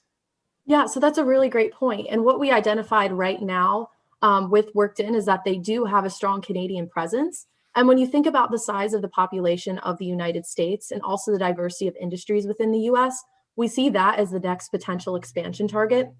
WeWork has an extremely strong presence in the United States. And the fact that Workden is most similar to WeWork, what the best move that we believe would be for Workden is to start to erode that market share before WeWork becomes really people's only option.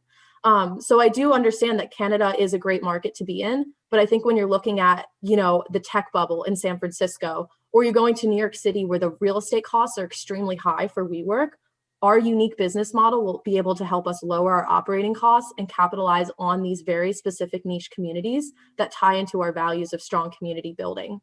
So in that case, we believe that the United States is the most profitable and the best plan for Workden moving forward. So we chose to highlight that country within this presentation. Sure.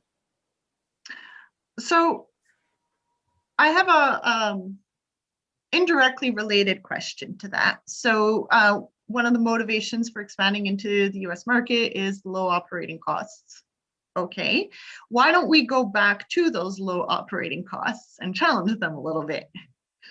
Namely, can you, namely, I see that two of the unique parts of your solution that address silence and privacy, which are the meeting pods, which I really enjoy, by the way, and those soundproofing walls, which I'm not sure I see here.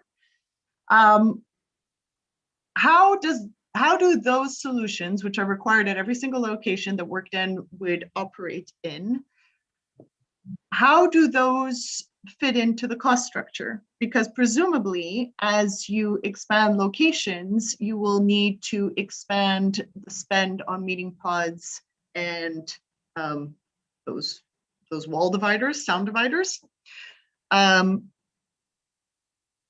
So I guess to be concrete, I see those two items as being fixed. Why are they not variable in terms of location, proportionate to the locations? Mm-hmm. No, that's a good point. And so going back to, I believe what Jessica had pointed out earlier, what we'd like to do is have a very sustainable expansions plan. And to do that, we would like standardized location sizes. So going back to Jessica's criteria, they would have to meet a minimum of 500 square feet criteria. And that's what an ideal space would look like. So based on those dimensions, we made this cost projection plan consistent with gyms, restaurants, hotels, all three tiers, because regardless of what the internal design looks like and the internal space looks like, they're all going to have 1,500 square feet of reusable space. So certainly if we do partner with a company that is double the square foot space, we could do that. Of course, that would double a lot of these costs, considering we'd have to invest more in chairs. But on the revenue side, that would also double the capacity moving forward. So I think that is a valid concern, but that is something that we address within our cost structure, how it is. And you can see that in keynote 2 as well, is that by having the standardized installation package, it makes standard costs and revenues across the board, which makes it really easy for this smaller company based in Canada to have a scalable project in the United States and feel confident to go against those big players like WeWork and Regis, who have been key players in the market now for about 10 years in the United States. So understood. I had not noticed that it's a total cost per location, which that makes sense. If that's a total cost per location of 100 grand per location, what is the break even of rentals that Workden has to generate by location in order to offset these operating costs? So the rental costs down here, like the 38,400, that would what they would have to produce per year at least to break even on their rental cost, just to cover up that cost. That's actually an extremely conservative estimate. We base those estimates on what retail square footage space, the cost per square foot in the United States is. So this cost projection is actually projecting if Workden was to able to buy the entire space.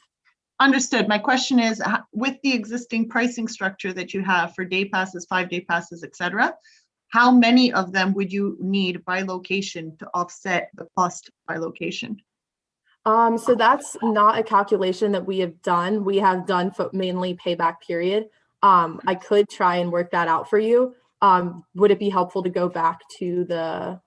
No, I'm gonna pass the floor to Ali, and if you happen to feel like doing fast math while Ali asks his question, I won't be opposed to that. It's okay. Thank you. Thank you everybody for your presentation. I enjoyed it. I have a few questions. I start with the software. This is a software that you're going to develop, right? What is I would like to know about the actual cost of the software and the resources that you use for the estimation. Right. So the software actually already exists, and we would just be employing that in our system. And I think we have the cost of it on one of these slides. Yeah, I saw that per unit it was around 10,000, I think. Right. So is it like a subscription that you're purchasing, or?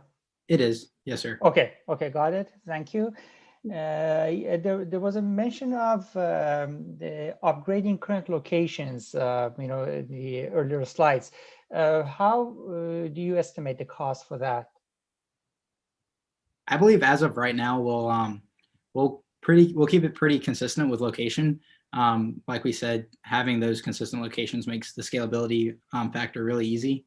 So as of right now, it probably, like I said, just be one location. And then in the future, like we said, if we're planning on entering new markets or partnering with larger businesses, then we'd have it where we could upgrade different packages and things of that nature.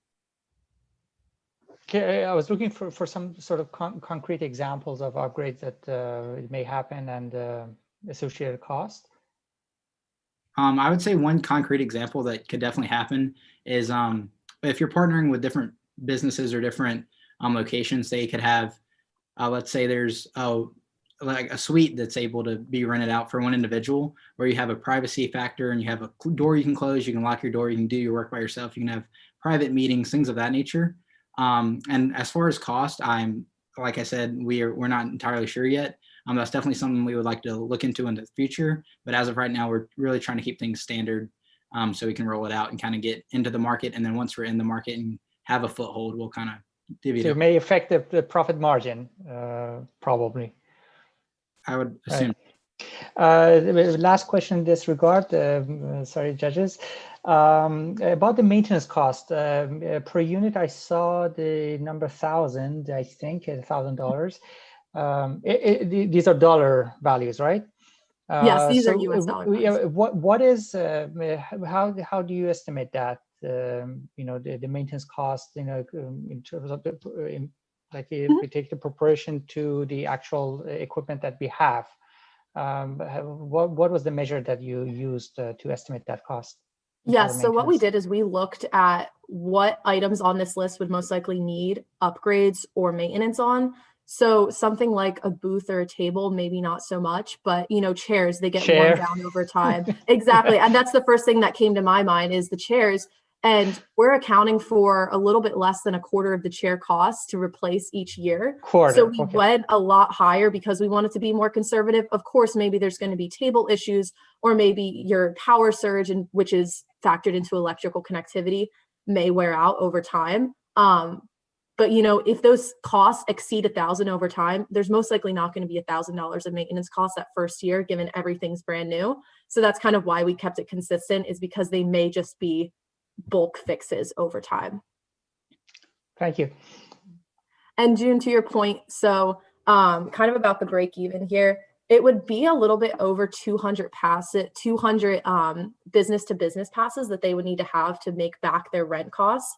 And that's 200 business partnerships. And of course, we acknowledge that those can sometimes be hard to secure given they're on a corporate level.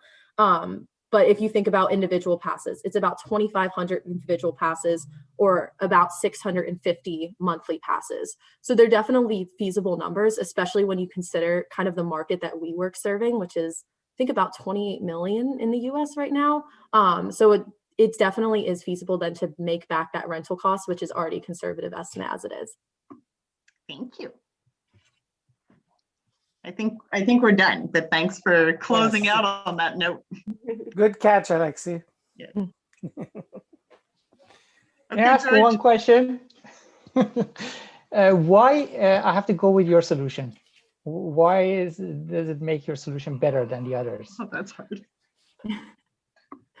I'd be happy to take that again, but I know I spoke a lot. So team members, feel free to bounce off on your own thoughts as well.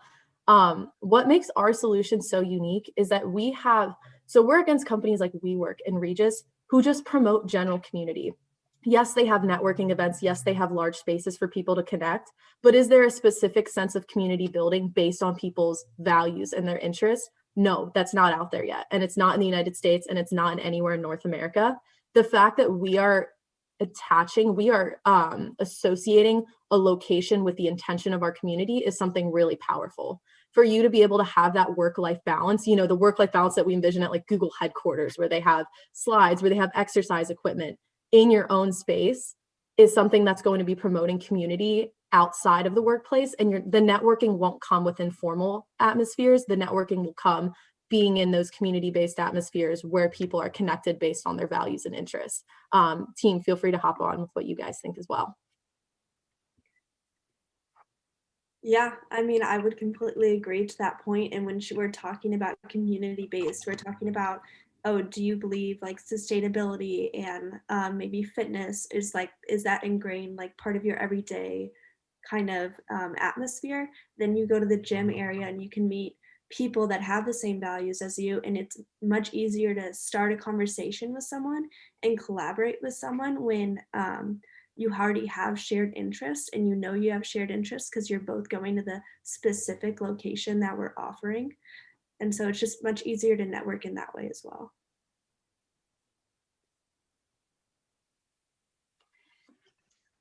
Accepted.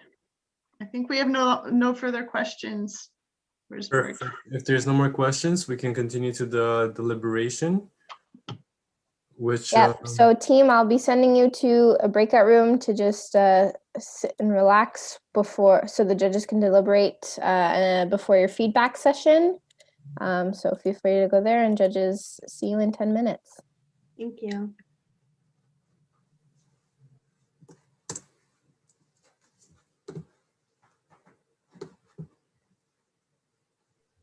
You gonna go with them? sure, I'll join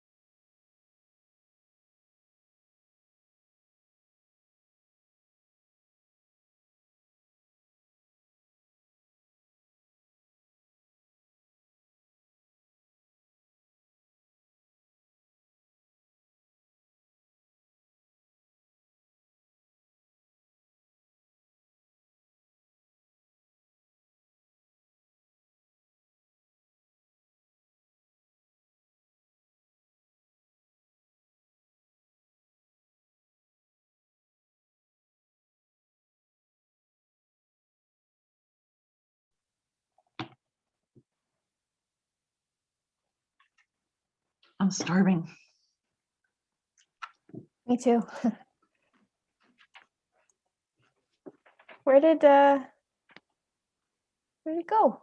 Ali, did you leave the meeting? I think you left the meeting.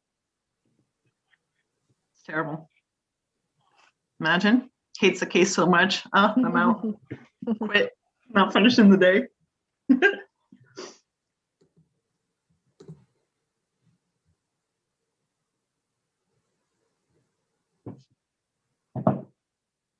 He's back. Yay! Sorry, I was disconnected.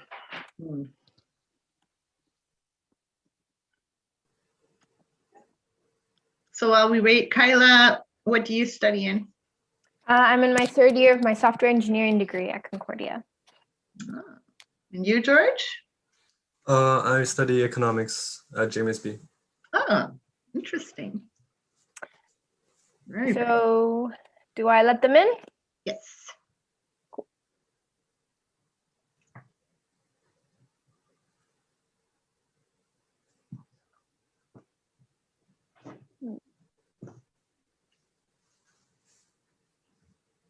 I think we're missing one.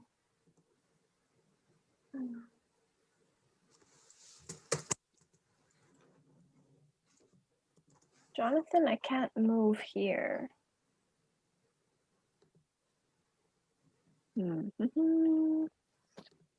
George, can you go in the team room and tell Jonathan to click the leave breakout room on the bottom right, please? Okay.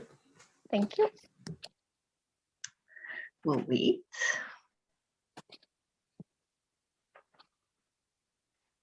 Sorry, I didn't have the ability to move Jonathan.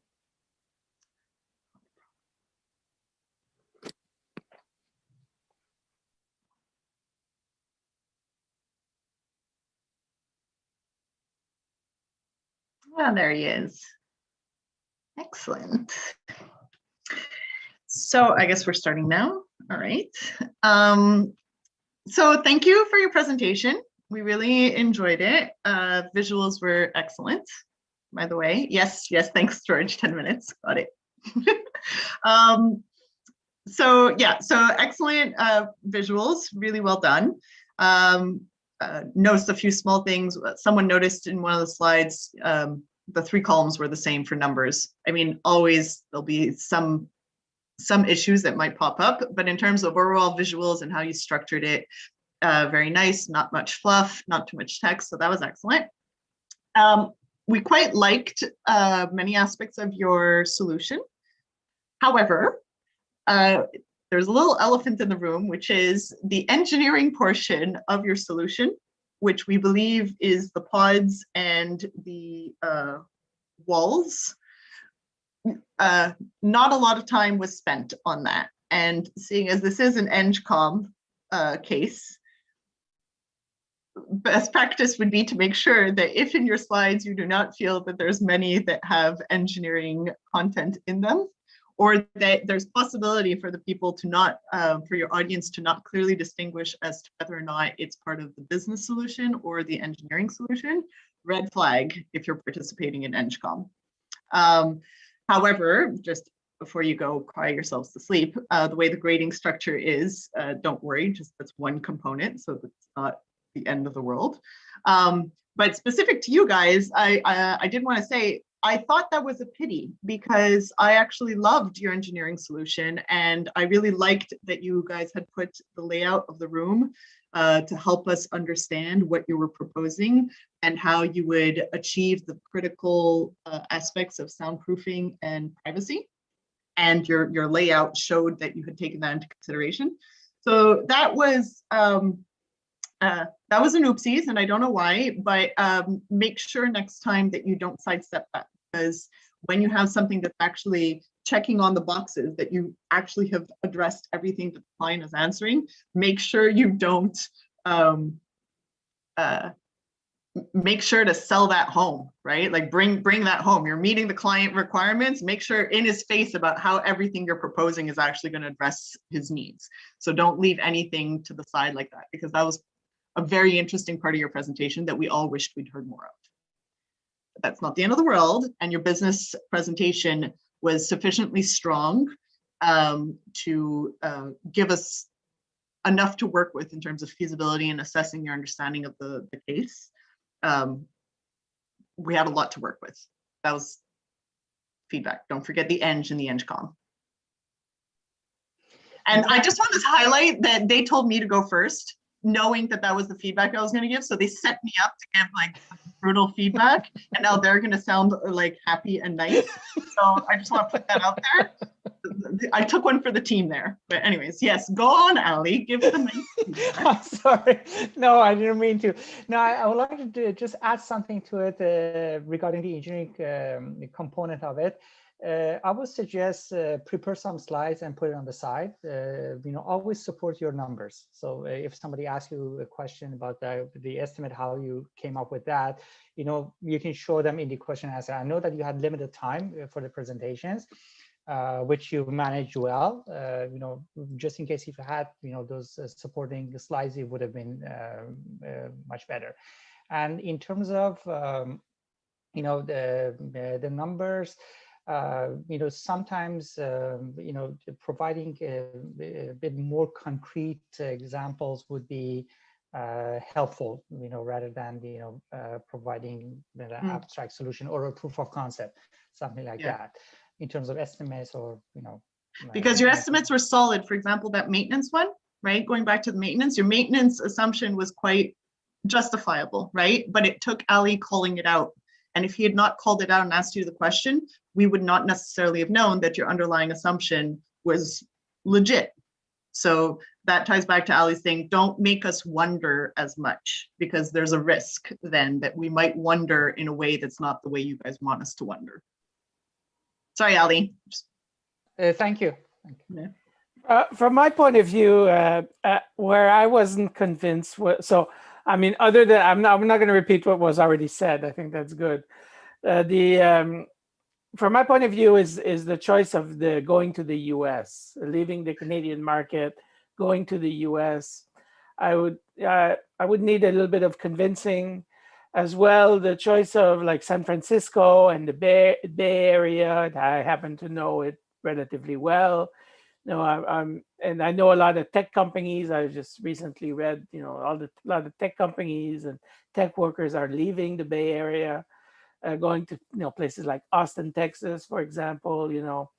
So I think maybe that that choice would need a little bit more justification, because I'm not really convinced first of going to a different country, and then going to probably one of the toughest markets in the country.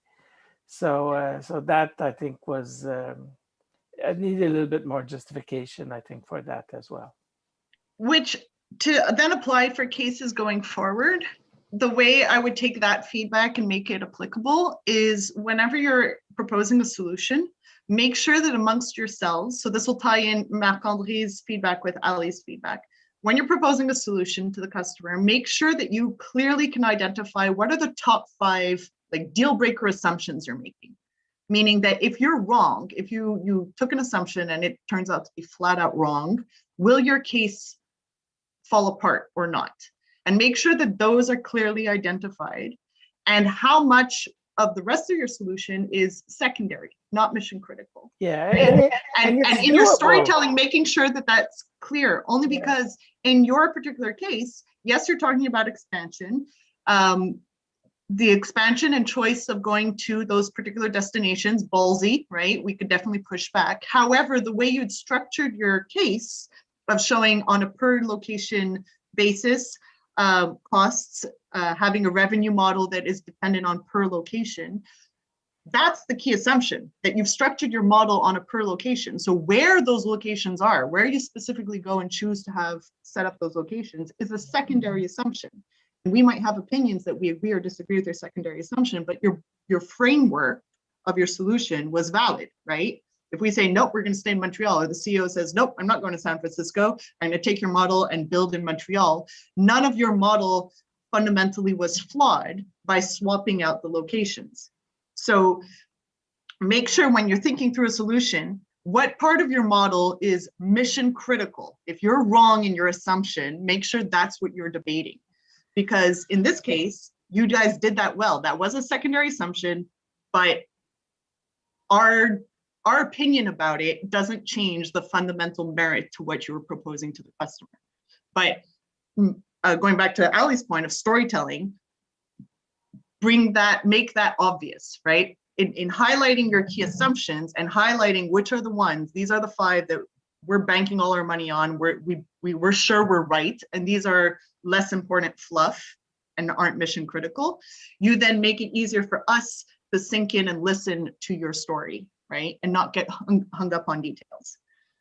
But in this case, yay, right? So that goes back to the overall storytelling, that your model and understanding problem identification was sufficiently strong that even though some of your secondary assumptions were wobbly, because your fundamental framework was solid, the wobbliness doesn't jeopardize the overall recommendation that you're giving. So that was good. That makes sense? Natalie looks like she's going to cry. Alexis is looking glum. We have a minute left. No, I think we're good. Yeah, we're good. On the positive side, the presentation was very good. I really enjoyed it. You identify the problem, you identify the competitors. The business to client side was analyzed. You had fair measures in terms of estimate. These were good. You know what you're going to do. You show the floor plan, a model, the equipments that you are providing. All these components were perfect. The only part that was missing was the details on how you would support it in the engineering part. Everything else was good. Yeah, no, I feel like this is good. It was a good presentation. Yeah. I know you guys look like you're about to cry, but if we are focusing mostly on storytelling as opposed to substance, that's already pretty good, right? You don't want to be in the opposite where we're tearing you apart by the substance and say, oh, your storytelling's fine, right? So in terms of priorities. Okay, George, we're quiet. Thank you for your time, guys. Thank you so much. Thank you, Thank guys. you, team. Have Thank a you. lovely day. Enjoy your week. You as well. George is stressed on the ball. All right, so George keyed me in on what the discussion for the best speaker was, but if you could just confirm in the chat. And then there's a score input and a 40 minutes break. In writing. Yeah, perfect. Okay. Perfect. Got that And, down. So yeah, now, the grades are in. Then we have a break, 45 minutes or something, right? yeah. 40 minutes. We'll be back at 5:40. Yeah, I'd ask you to come back at 5:40, please. 5:40. Okay. So my I grades didn't know there was a in. break. Thank God. Yes. There's a lunch break. If you like, you can just turn off your camera and your microphone, so you don't have to like rejoin the Zoom and stuff. That'll minimize the room for error, and We'll then see you at 5:40 then. see you at 5:40. Okay, Thank you, thank you. everybody. Thank you. Bye-bye. Good job.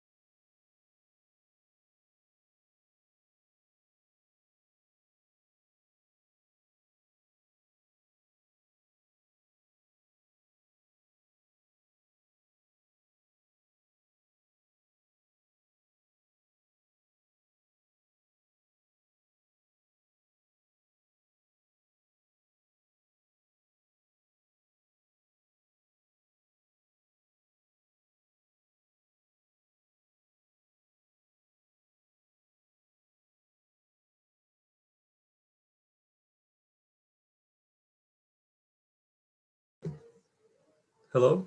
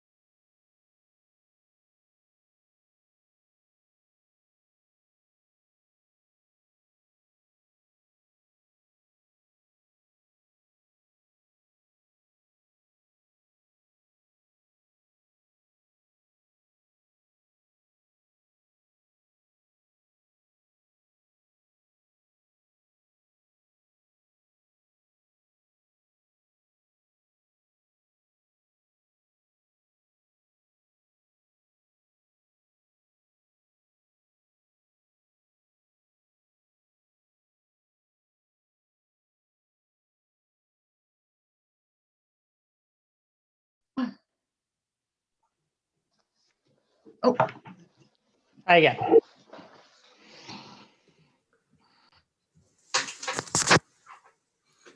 Hello. Hello. So the coach from McGill is here. They were instructed to leave their camera and their video and their microphone off. But before I let them in, the participants are not there yet, so I But won't. we don't know where they're from. You're not supposed to tell us. They're not from the guild. They're from not McGill. Okay, thank you. Sorry. That's all right. Oh, well, short-term memory shot at my age. I'll pretend I didn't hear you. No, we didn't hear a lot of things. Can we go to the breakout room? Yes, for sure. Yeah, thank you. We'll call you back when the Sure. participants are in the waiting room. Thank you.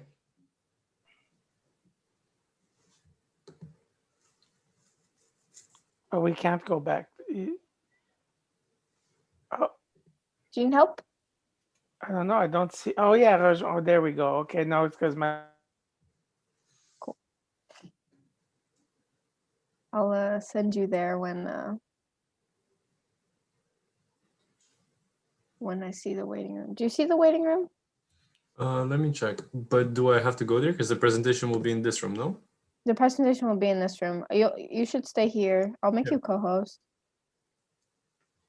Okay. Why not? Yeah. So when we see people in the waiting room, we could go back to you could go back to the judge's room and be like, hey guys, it's time. In the other room. Yeah. Sounds good.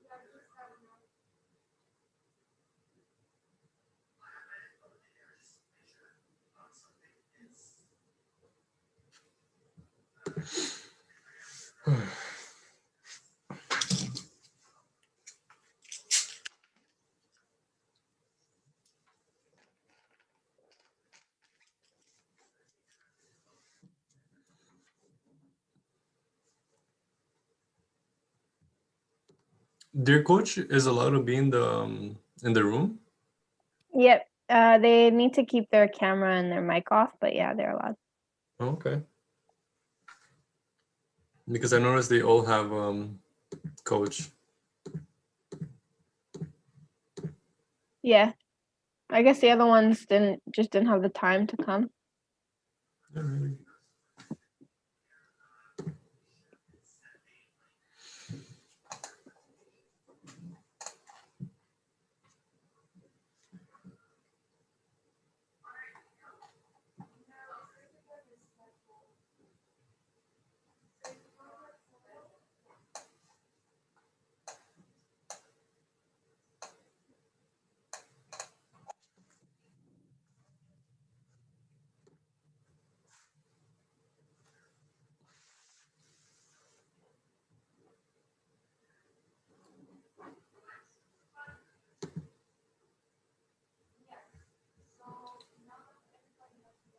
Wow, we didn't even need to come get you. We're the dream team. Yeah. Dream team. Love that. All right, so there's a coach and 4 teammates here. I'll let you finish your bite, June. Thank you. No problem. And I'm ready. perfect.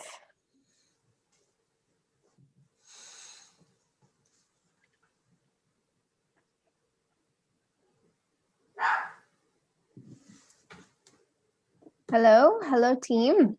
Are you ready? Yeah, perfect. Who will be sharing their screen? I will be. Karen? Go on ahead when you're ready. 1 second. First, the coach has to turn off the video, the camera. True. Thank you, George. And I will be the one who's gonna keep track of time. I'll show some times eventually, depending on how far we are along. And you guys can start. Should we wait until 5:50 or? Yeah, can we wait till 5:50, please? Yeah, for sure. You may preemptively share your screen just to make sure it all works and you're all prepared for that.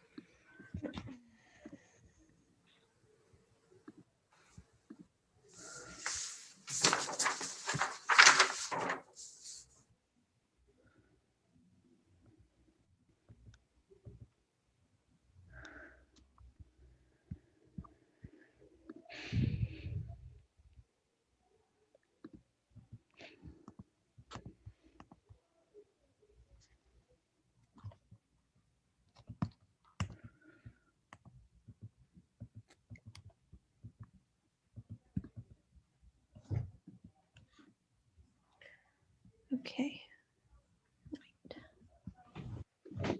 Judges all ready? All right, team, when it hits 5:50, go on at it. Good luck. Thank you.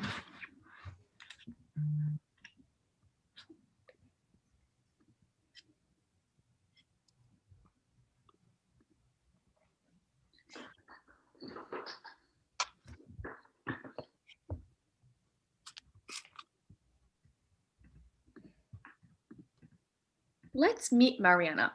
She's a recently graduated student who loves to discover new places to work and where she can just enjoy a cup of coffee, have a nice chat, and be productive. But with the pandemic, she is stuck in her studio apartment, working all alone and isolated from all her friends and loved ones, as we all are. She's a strong mental health advocate who likes to support different initiatives because she understands the importance of social interactions and has learned the importance of reaching out during these difficult times. She got to spend a few days working in a Workden and she absolutely loved it. She went to go see her boss to ask if the office could rent out this place that caught her attention. That's where you come in. Hi, my name is Jasmine and I'm here today with my colleagues Karen, Marley, and Kira, and we're here to present to you today Workzen and its Zendens. So let's move on to look at the agenda for today. We're going to start off with the current situation, look at the opportunity statement, moving on to the situational analysis, and then looking at our recommendation and how we think you should best implement it, to further moving on to the key takeaways and answering any questions you may have. Now I'll pass it on to Karen. Perfect. So looking at Workden's current approach, we see that you are targeting freelance workers and startups as well as small businesses who find office spaces too expensive. And then looking further on, we see that you're partnering with local business owners. This gives you a very unique business model, unlike your competitors such as WeWork, where you don't have to pay these crazy expensive leases, but instead you're able to both synergize both the businesses that you partner with as well as yourself. And finally, there's this overarching focus on community culture as well as sustainability. And this is seen through the lack of need to create these whole new workspaces and instead using what's already out there and making it work for the current situation.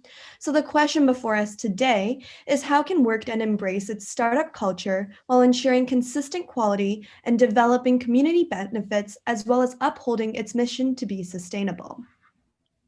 So moving right along to our opportunity statement, we believe that by implementing the Workzen strategy, Workden will be able to increase their market share by 1.6% and increase their profits by up to $55,000 to $60,000 by 2022. So looking at a little bit of the trends in this industry, we see that there has been a growing rise in co-working spaces. We see that there's growing potential market share as many of the competitors in this area are failing due to the pandemic. And this is a perfect opportunity for Workden to swoop in here and steal some extra market share. The second is that everyone's in this transition to this work from home model. And post-pandemic, we see that 10% of workplaces or more will actually continue using this model and adapting this model into their everyday lives.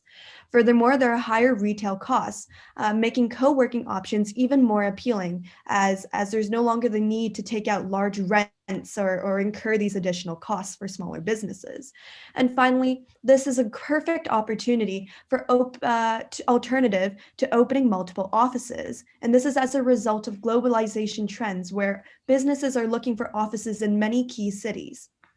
So looking a little bit more at your competitors, we have WeWork and the International Workplace Group. And we see that you really differentiate yourself in this market as instead of renting out different locations like WeWork does, you really utilize the local businesses in the area.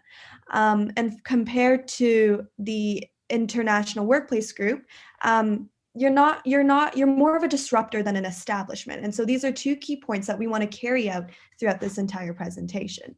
Now I'm going to pass it on to Marley to introduce our strategy. So the strategy that we are proposing is the Workzen strategy. And our Workzen strategy is based on the principles of well-being that are comfort and light, open air, and nourishment, mind, and fitness. So we will incorporate these principles into our workspaces through ergonomic space, outdoor space, and a Zen serenity space. Kira will take you through the specifics. Now to discuss the first point, an ergonomically friendly workspace. So ergonomics are very important. As you can see, in order to have an ergonomically friendly workspace, you need a proper chair, a proper desk, a monitor that is properly set up. It's good to have a keyboard and a mouse, and you should be working in a great surrounding with a good lifestyle, taking many breaks. Overall, it is important to think about your ergonomics in your workspace because it can lead to a 59% reduction in musculoskeletal disorders, which can lead to a decrease in costs. It is also can lead to a 25% increase in productivity, as well as a 67% reduction in errors. Now to look a little bit about some of the features of an ergonomic workspace. We have seating that is ergonomically friendly, which maintains good posture. It is stackable, and we will provide a cushion for padding and comfort. Next, to discuss some of our tables. So the tables have adjustable height with built-in power adapters, where we will have also larger tables for group work in the center of the spaces. As well, we have standing options using laptop risers, as well as the tables with adjustable height. And this provides the opportunity for both seated and standing workspaces. Now moving right along to private work areas. So as was mentioned, it is important to have some private workspaces, which we will allow for using the acoustic room divider, which will also be used to create our Zen dens, which we will discuss a little bit later. And lastly, just a few extra features that we will provide is some things such as mouses, chargers, monitors, and noise canceling earmuffs. And now lastly, just discussing a little bit more about the layout of our ergonomic workspace. So as you can see, we have some windows on the right and left. So providing a lot of natural light is very important in creating a great workspace. As well, we have the individual desks with adjustable heights along the edges. On the left corner, you see a private workspace, and in the center, a group workspace with removable screens that allow for both individual and group work in the center tables. I will now pass it along to Jasmine to discuss the outdoor working space. Thank you, Kira. So now looking at the outdoor working space, we can see that there's several benefits to it. There's and how we would like to have it. So the benefits would be to especially improve the focus for those who have difficulties focusing, because studies have shown that adults and children who have difficulties focusing or controlling impulses are actually better able to concentrate being in nature. Secondly, it will relieve a lot of stress. Benefits of being outside are actually similar to the benefits of meditating. They actually lower the stress because being outside in nature positively affects the brain and body to lower blood pressure and heart rate. And lastly, it also increases energy and boosts mood, which helps in all for a good tone and energy for your workday.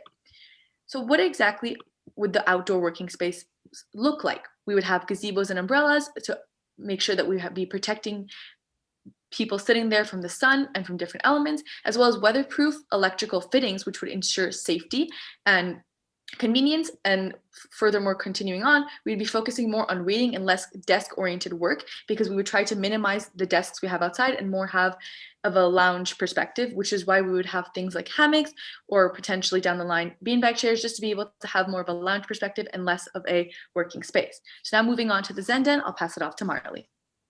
Thanks, Jasmine. So we've taken you through how we're going to establish comfort and light in our workspaces and then open air in our workspaces. And now it's time to talk about how we'll establish nourishment, mind, and fitness in our workspaces. We'll do this through the Zen spaces. These Zen spaces are very important because the pandemic has further amplified mental health concerns that people have had. People are stressed about their health status and loved ones. People are going through isolation, fear, sadness, and distress with little to no human interaction. So we believe that mental health, especially now, is very important. Also, to reduce stress, MarketWatch reports that companies dependent on worker creativity, such as Apple and Google, are leading the way after discovering that de-stressed employees are less uptight and more imaginative. So we want to capitalize on this by reducing stress through our Zen spaces. It will also increase productivity and boost mood and morale. So a bit more about the Zen Den. It's a thinking space that provides clients with an opportunity to reset and be comfortable. The space has dividers, white noise machines, yoga mats, yoga balls, comfortable seating, and greenery, as well as healthy food. Now to pass it on to Jasmine. Thank you, Marley. So now looking at the target consumer, as we discussed earlier on in the presentation, Mariana Gomez. So she is a recent graduate who lives in a studio apartment that has quite limited space, but she likes to work in different work environments and appreciates having a good work-life balance, and also furthermore supports a lot of mental health initiatives. So as we heard, she went to go see her boss and tried to get him to rent the place, which gave Workden a great opportunity. So how exactly we would market this? I'll pass it off to Karen to explain that in further detail. Perfect. So the customers that you're going to look to target are both business to business as well as business to consumers. As Jasmine took us through the target consumer persona, we see that it starts with a business to consumer relationship, and then it has the potential there to grow and have businesses actually rent out the spaces themselves. In terms of the spaces themselves, we're going to urge you to look at restaurants, dance studios, as well as bars down the line, as these are all spaces that are open during the day, but will be used for their own purposes at night. And then finally, looking at partnerships to really speak to that nourishment aspect, we would suggest that you look at doing partnerships of local cafes to provide select healthy food options. And this is really can come in the form of rollaway carts with easy to go prepackaged foods. So there's really no need to cook or prepare, but there is that option available for people. Now, looking at the USP or the unique selling point of WorkZen or strategy, we believe that this really focuses on working in a healthy environment. And this whole concept of working well and prioritizing mental health, especially after this pandemic, has really left us craving interactions and ultimately a good space to work in. And the second is it's this opportunity to really zone out in complete serenity, but also get work done if that's what you see you need to do. Now, branding is something that's ultimately very important when we're going to look at renting out spaces that might not belong to Workden themselves. And so we have three key components here. The first is that we're going to make sure each table is branded with the Workden QR code. And this can be scanned through the app that allows people to know which table might be reserved or which table is good and ready to be in use. The second is we would see that any of the additional extra features we mentioned, such as the mugs, the laptop risers, the noise canceling earmuffs, this will all be branded with the logo as well as the branding color scheme of orange, gray, and white. And finally, the chairs, as Kira mentioned earlier, these ergonomic chairs in every location will be orange to maintain consistency in branding and color and overall increase overall awareness. Now I'm going to pass it on to Marley to talk about our costs. Thanks, Karen. So the costs of our WorkZen strategy add up to, in total, $315,000 to $320,000. This has to do with the startup costs, which take into account our ergonomic chairs, tables, laptop risers, phone chargers, etc., and our operating costs, which I can go into more detail at the end, talking about the financials. And then for revenue, the increase in market share that our strategy will give us is 1.6% and will increase revenue by $380,000 and increase in profit $55,000 to $60,000, which we can also talk about after the presentation. So looking at the implementation plan, in the short term, we will need to acquire the furniture and find new spaces. Then moving on to the medium term, we will reevaluate the success of our strategy and will continuously update our plan. And we want to collect customer feedback and then make the necessary changes. There is the opportunity to implement even more mental health features than what we've started with.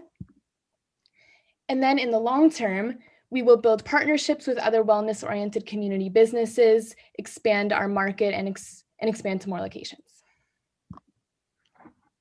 A few resources. Will take it away.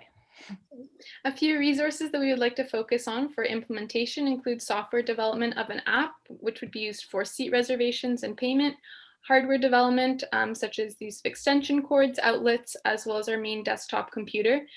Furniture storage, we recognize that we will need to find space for all the furniture we will be needing.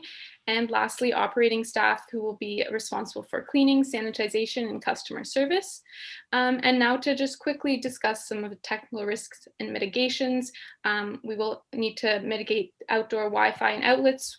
We will use an additional Wi-Fi router to have extra Wi-Fi extension. For high energy consumption, we'll make sure to have some sustainable lighting options. And for furniture movement, we have lightweight stackable furniture that also has the option for repurposing existing furniture. So we hope you took away three key takeaways from our presentation, that we want to focus on mental health and well-being. We want to increase market share by 1.6% by 2022, as well as increasing profits by 55 to 60,000 by 2022. So we hope that we can get more people like Mariana to help spread awareness of mental health and allow them to work together in your different dens. Thank you, and now we open the floor to questions. Thank you very much. Now we can start the Q&A if the judges have any questions. Maybe I can ask June's question first, because I know I'm just going to ask you about the financials. Can we get more details? Oh, I'm sure you were going to ask that question, right? Yes. Can you show us more details about your financials? I'm assuming you have it as an annex appendix. Oh, there you go. I was definitely expecting that question. Yes. Okay, so is there any certain part you'd want me to go over first or just in general? Well, I think justifying the revenue that you claim, and I think that will require you to maybe talk a little bit about the costs in doing that. Sure. So we'll first go to the market share and revenue slide. Okay, so great. I took a top-down approach when looking at the financials. So I looked at our possible market share that we can have out of the Montreal flexible office market, which you could see is the second last row. That's the Montreal market size. So I got the market share by looking at the minimum percentage of the Canadian businesses that are the workforce that's working remote. You could see it's 2.5%. Yeah. So I looked at that. That's the minimum. So from the case, it says 25% of businesses predicts that 10% or more of the workplace will continue to work remotely. So this 10% or more, that's the very minimum. Most businesses won't be at the 10% mark. Most businesses will be above the 10% mark. So I took like the very minimum number here. And then I looked at the number of Americans who are prioritizing mental health, because since our strategy is targeting these people, I figured that this is the proportion of the workforce that will be using our service. So this is 63%, and I found that online. So then I took 2.5% of 63%, and that would be the increase in market share, because that's the new clients that we are gaining from the workforce working at home. I hope that made sense. Do you have any questions so far? No. No, you're good. Okay. So now that we have the increase in market share in Montreal, then I looked at the actual market size, which I got through looking at the global size, then looking at the Canadian proportion of that, through the US proportion, and then looking at Montreal. So then the increase in revenue would be that market share, 1.58%, which I just explained, times the market size in Montreal. And that's how I got the increase in revenue of 380K, which was talked about in the presentation. But for profit, we have to take into account the costs. So if we look at the next slide, this breaks down all the costs. So first at the top, you can see all the unit costs. So like, for example, table cost is the cost for an individual table.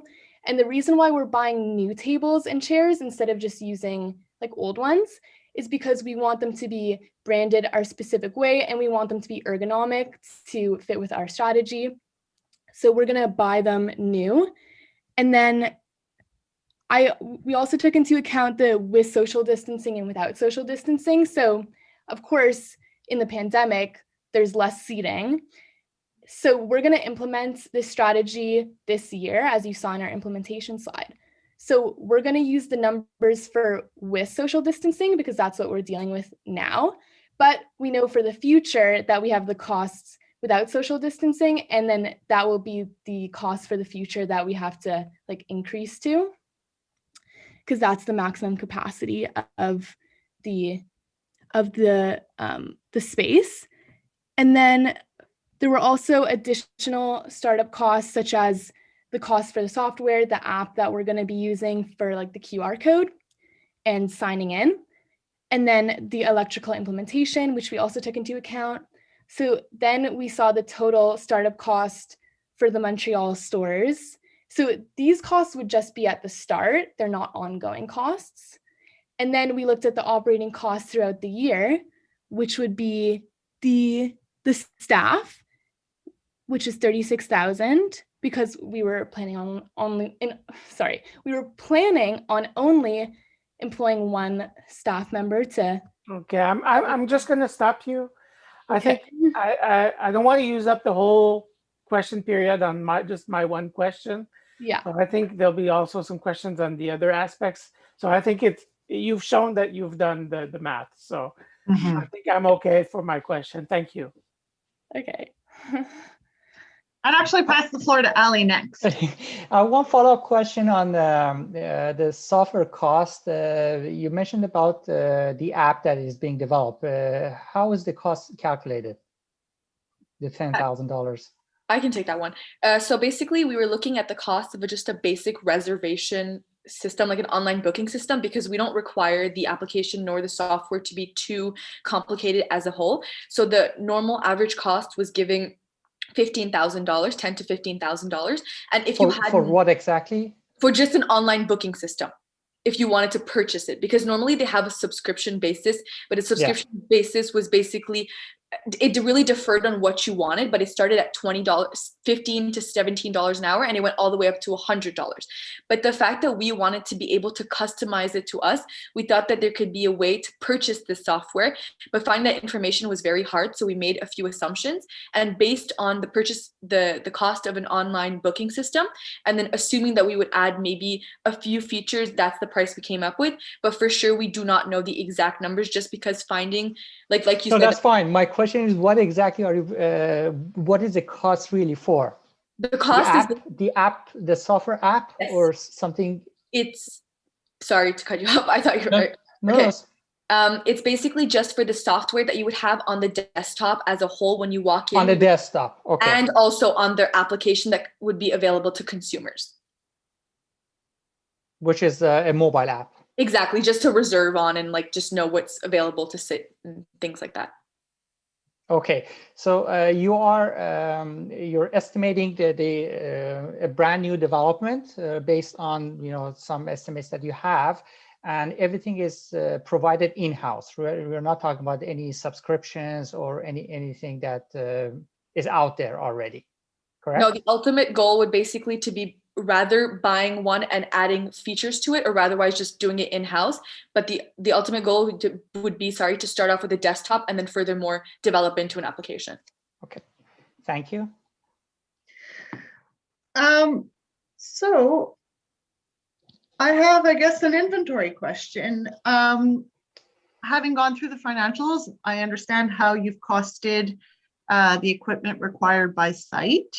But a lot of that equipment is movable in nature, and some of it's somewhat pricey. So how would you control, that no one walks away with the noise canceling earmuffs, and that you control both the quantity of the equipment that you're investing in and the security of it, given that we're working mostly with restaurants? I can start that one off. I think that's a really good point. We made sure that there would always be a staff member that we are employing around, and we factored that into the costs. So if we're worried about theft, then a staff member who is patrolling will definitely deter theft and hopefully catch anyone trying to steal like the earmuffs, for example. So you'd have a staff member per site whose role is security? Well, it would be for example, if you go into like a retail store, a lot of retail stores, they don't have security guards, especially if it's not very expensive stores. They'll just have the staff members who are responsible for seeing if there are any thefts going on. And I can just add on to that. We're also thinking this, for the whole reasoning is we were talking about branding and how we wanted to have a lot of different items that were branded with our name, with Workden, so your name. And I think that the fact would be also that we would probably most likely try to make sure that all of Workden's equipment has Workden's logo on it. So if someone were to even leave with it, it's kind of odd, it'd be kind of hard to go on past, because a huge orange W is hard to miss on a piece of equipment. given that your 4 locations, I believe, are restaurants, do you think that restaurants currently have the storage capacity for all the equipment that you propose rolling out? I can take this question. So we did mention briefly in our presentation that we would leverage any storage space that exists in restaurants. And as well, we have considered the option of a portable storage container, as we do recognize that the furniture may take up some space. But that being said, we did try to think about how we could have furniture that would be easily stored, such as the stackable chairs. We did consider chairs that were on wheels, but we recognize that this wouldn't be good for storage. So yeah.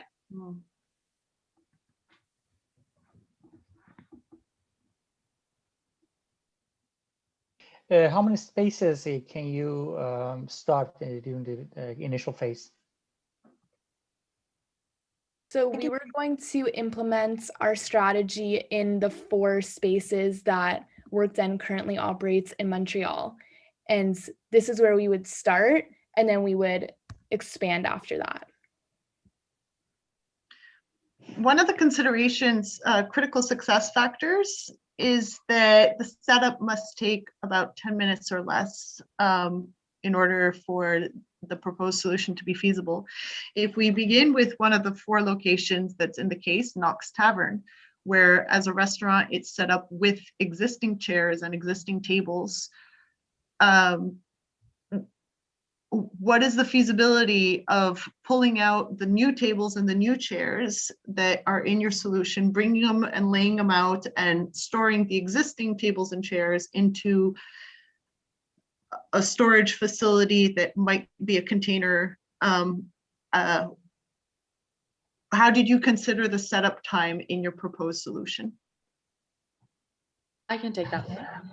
So we were thinking about that. And of course, we did also plan on using the pre-existing tables and chairs that were there. I think the chairs would be something that we would definitely swoop out, because those are something that we want to make sure are comfortable as possible and how it was set in the case. But moreover, looking at the tables that we're investing in are more to be ergonomically friendly, to help with the whole mental health aspect and just to make sure that they're as comfortable as possible, which entails like a 90-degree angle and certain criteria. So thus we would try to just drag out and mainly bring out those tables, but try to reuse the other tables for different things. For instance, an option is how we would have different things in the Zen room. Yoga balls were an option, and yoga balls are considered to be very good for posture. So we thought that on the lower tables that are a little bit lower in a restaurant, for instance, we could use the chair and swap that out for a ball to have a little different area, different vibe, but also make sure that the both are offered. So we would make sure to use the pre-existing equipment, but also add our own. So that would cut time. And of course, we would also test it out to make sure that the 10 minutes, and if it is over, then we will for sure try to make adjustments. Understood. How are we on time, Mr. Timekeeper? We still have 2 minutes if needed. If not, we can continue to the deliberation. I can ask one more question, perhaps. I saw you talked about a pilot project. I saw it in one of your last slides, but for some reason I didn't hear about that before. Did I miss something, or what's this pilot project? So basically, yes, here. Yes, the pilot project was basically in the sense of talking about the pilot of what Marley mentioned, of how we would start in the 4 areas of Montreal and the locations that Workden exists.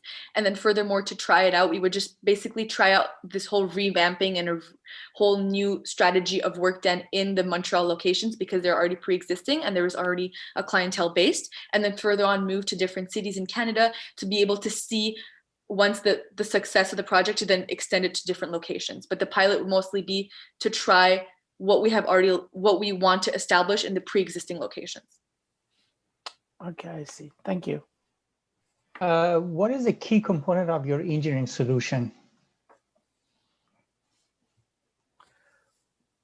Sorry, did you say engineering solution? Engineering solution, exactly. Okay. Engineering component of the solution. So I think we would definitely focus on the ergonomics and some of the furniture that we have selected. So as mentioned, these pieces of furniture are very ergonomically friendly, and their engineering design is what contributes to this. As well, discussing a little bit about the electrical components. So it'll require a lot of, there's lots of different connections required to do the Wi-Fi, as well as electricals outdoors, as well as indoors. As we mentioned, that our tables would include, outlets in them. So I think that would kind of sum up the engineering portion of our solution. We will have to continue to the deliberation. Thank you.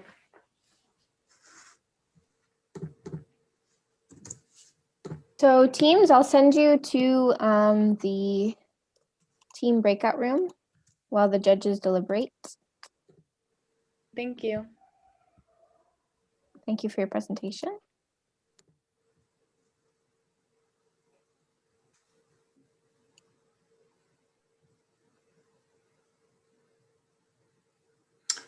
I'll go with the judges, right? Okay, and there's also the coach. If you could put, if you want to put him with the. Yeah, if you want, you can put me with the team if it's possible. If not, that's okay. Hold on, I'm just gonna ask. Or I can wait here. Don't bother. Should be fine. Yeah, whatever.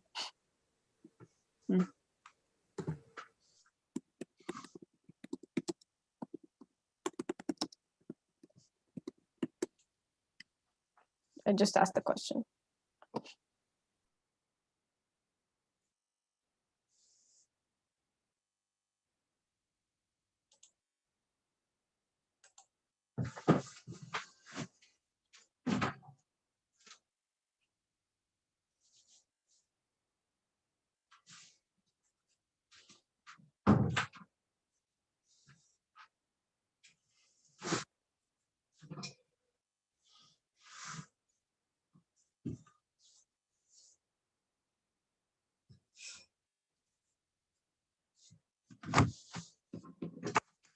Yeah, I'll send you to the room now. The VP academic just said as long as you don't talk or have your camera opened.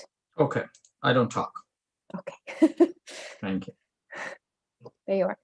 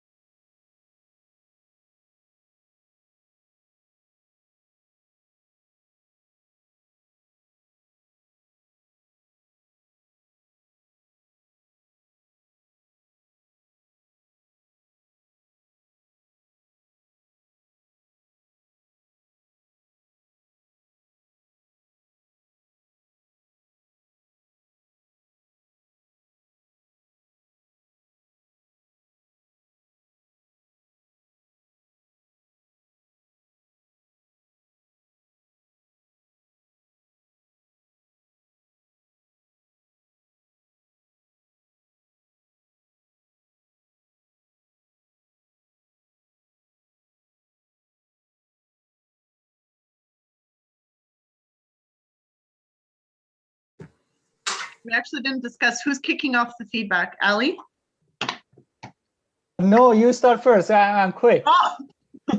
I comment on the engineering part. Mark, you're on mute. Say thank you. I was just saying Ali hasn't started yet. I think I started and you started, but Ali. Yeah. You sure, Ali? Equal opportunity here. Yeah, I don't have much to say. It's only on the engineering part. You know, for the whole solution was like a business solution, right? So yeah, can't say but much maybe about you it. can. Well, there is something to say then. Okay, so I will start. I will start. No problem. I'll let him in. Start with the nice stuff, because that's not my forte. You start nice stuff, and then I'll give the feedback about the business. Yes, we're I'm ready. moving them in. Okay.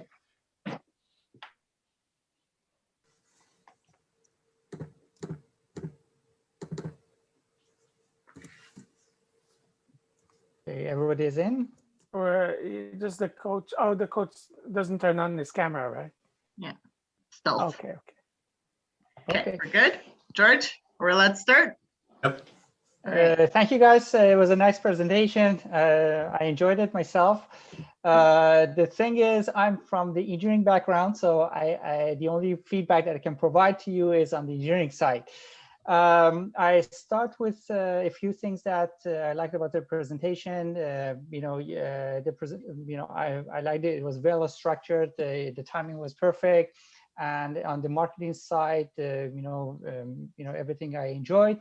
What I was looking for was mostly on the engineering part. As a requirement, these kind of competitions require you to provide both the marketing solution as a business solution and an engineering solution.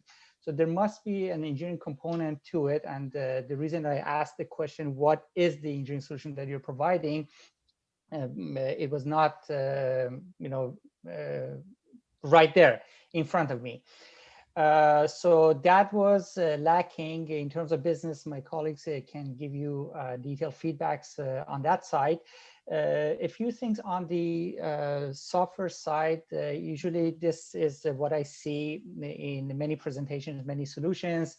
About the cost, usually you can start with such numbers like 10,000 as a startup or something like that, which is very limited if you are developing an in-house solution. There are alternatives. You can buy off some existing solutions or rent, or buy some subscriptions. But going with $10,000 as an in-house brand new development is a bit unrealistic.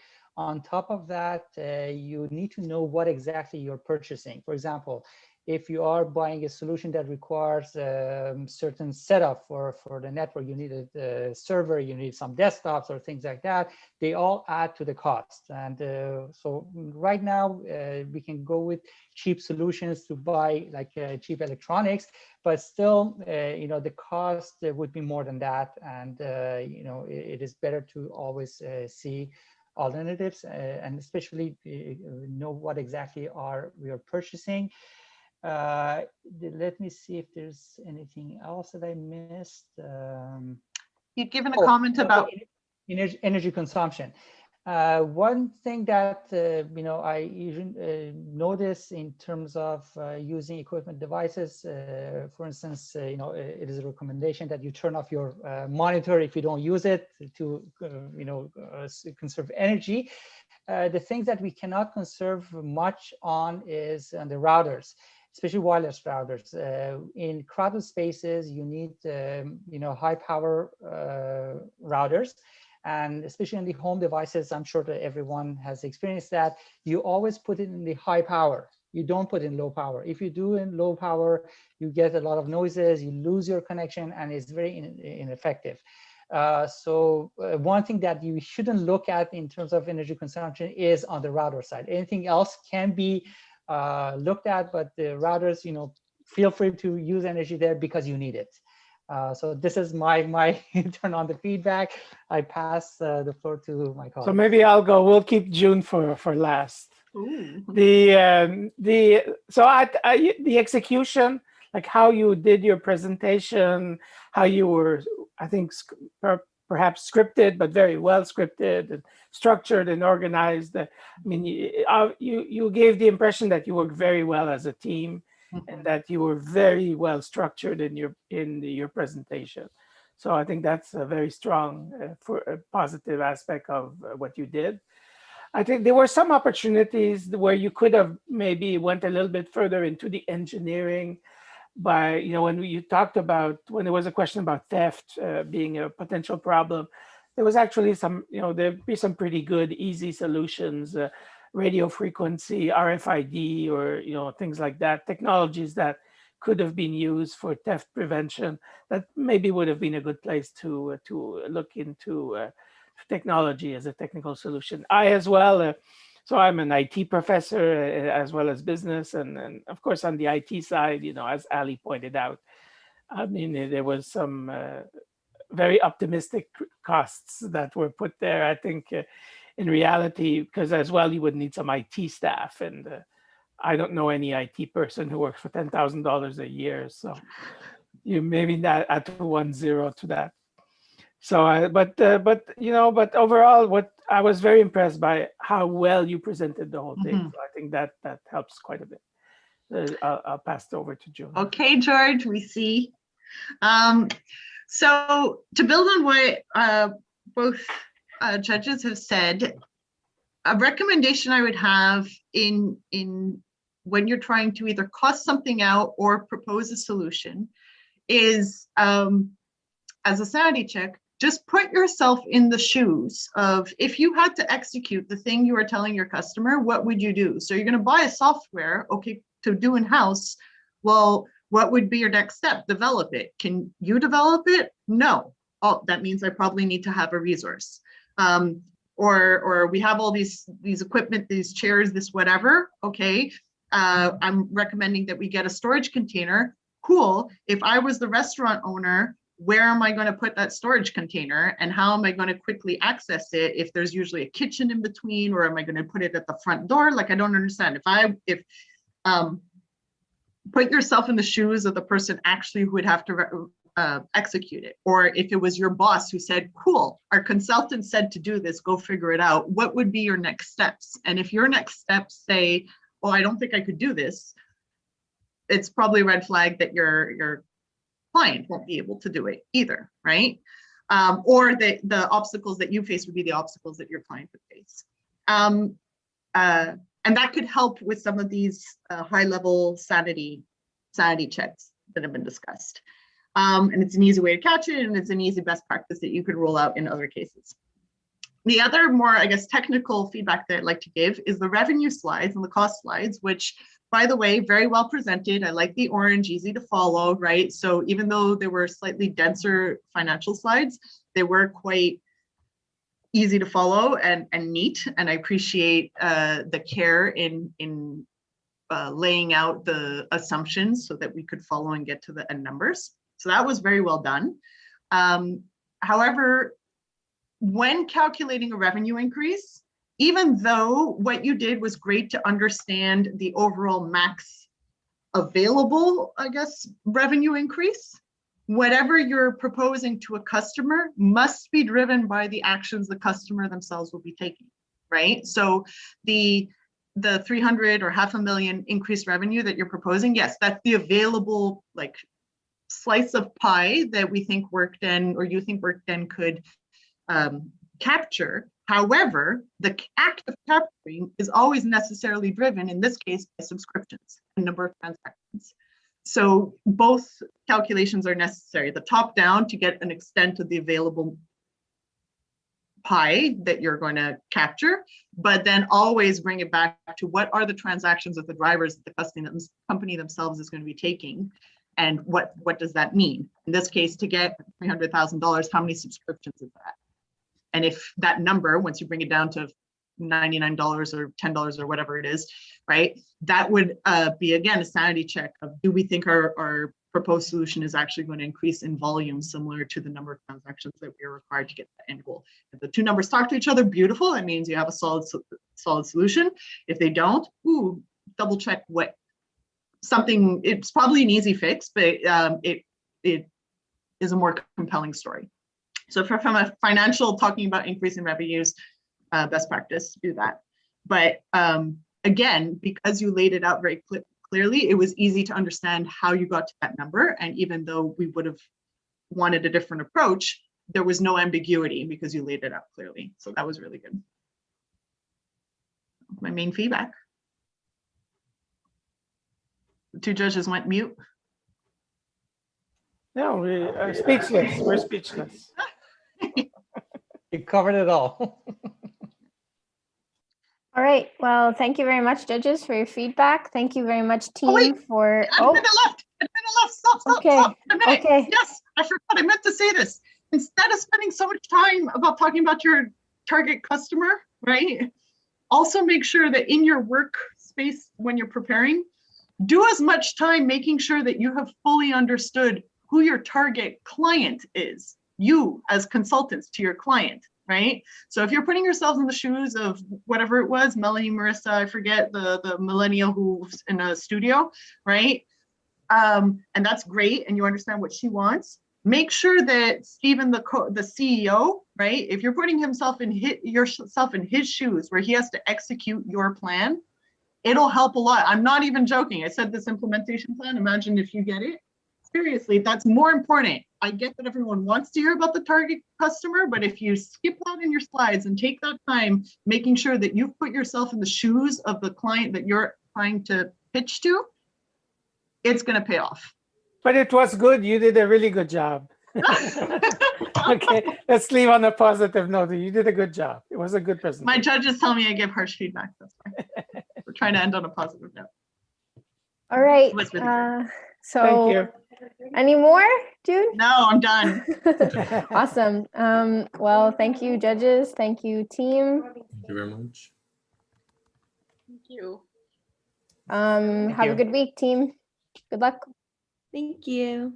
Thank you. Thanks to all the judges. And thanks for the feedback. It's very helpful. Good evening.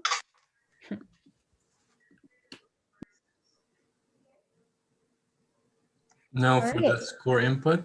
Yes, score input. Go ahead to your breakout rooms, judges. You need help? You got it. Oh, wait, do we have to chat who we liked? Here. Yeah.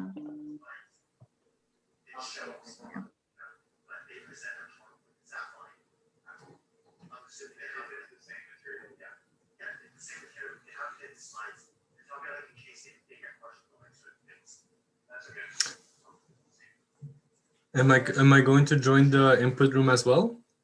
No, we will wait until there's somebody in the waiting room and then you could go get them and be like, hey, everybody, da, da, da. But I don't think you need to. Sounds good. Let me know when. Cool.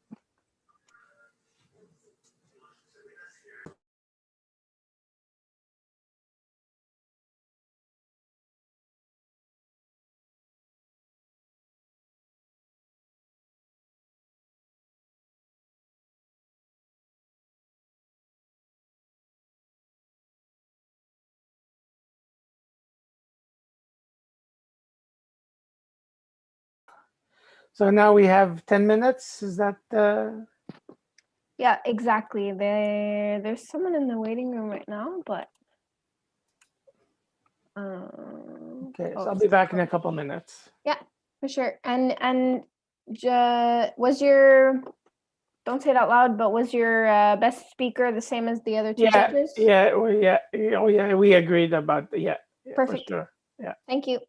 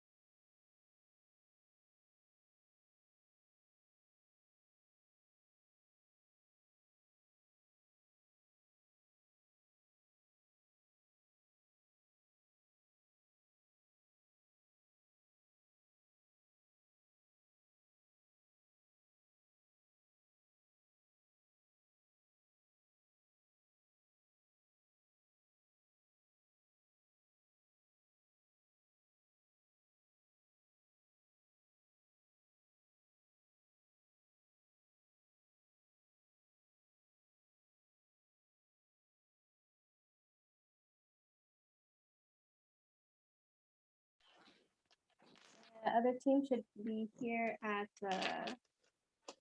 50. So you're on mute. I don't use Zoom for work, so I'm not used to the default every time you exit a breakout room, it goes back to mute. Yeah. Mark said he was just taking a break for a minute.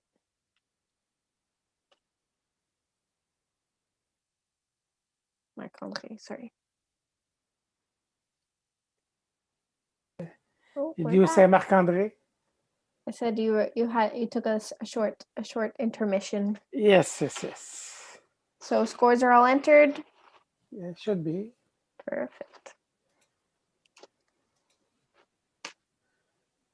We have 3. Yes, they're all in.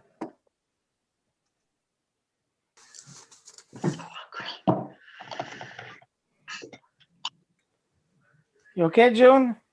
Starving. You'll have no problem timekeeping us for this one, George. You'll be in and out. I checked until now. We are the only team that finished always on time or even in advance.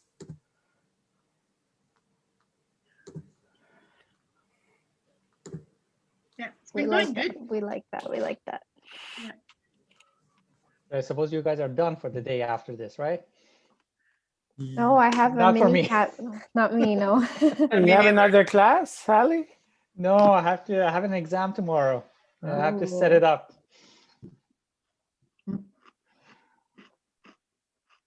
Well, I'm done after this, but my day started at 4 a.m. So Oh man. yeah, I have 2 full-time jobs. So I have a Desjardins and I have Concordia. Now I teach 6 classes, so that's like a full load. 6 is a full load, yeah. Oh yeah. More than full load, yeah. Yeah, but not 6 classes this semester. Yeah, 6 a 6 year. classes per year. Yeah. No, it's full load, almost full load. Yeah. Well, I you just guys work in at industry. 8 and 7. Yeah, but you do consulting work, right? No, Yeah, I work for a company, and the myth of in industry you work less, that's a lie. That is such a lie in industry. I finished at midnight yesterday. Really? It depends. Yeah, it depends who and depends at what level and if there's a pandemic, the economy's collapsing. What company do you work for, June?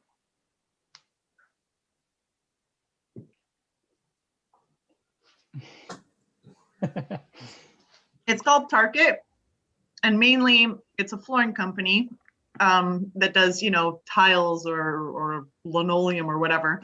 But I work for mainly for the sporting division.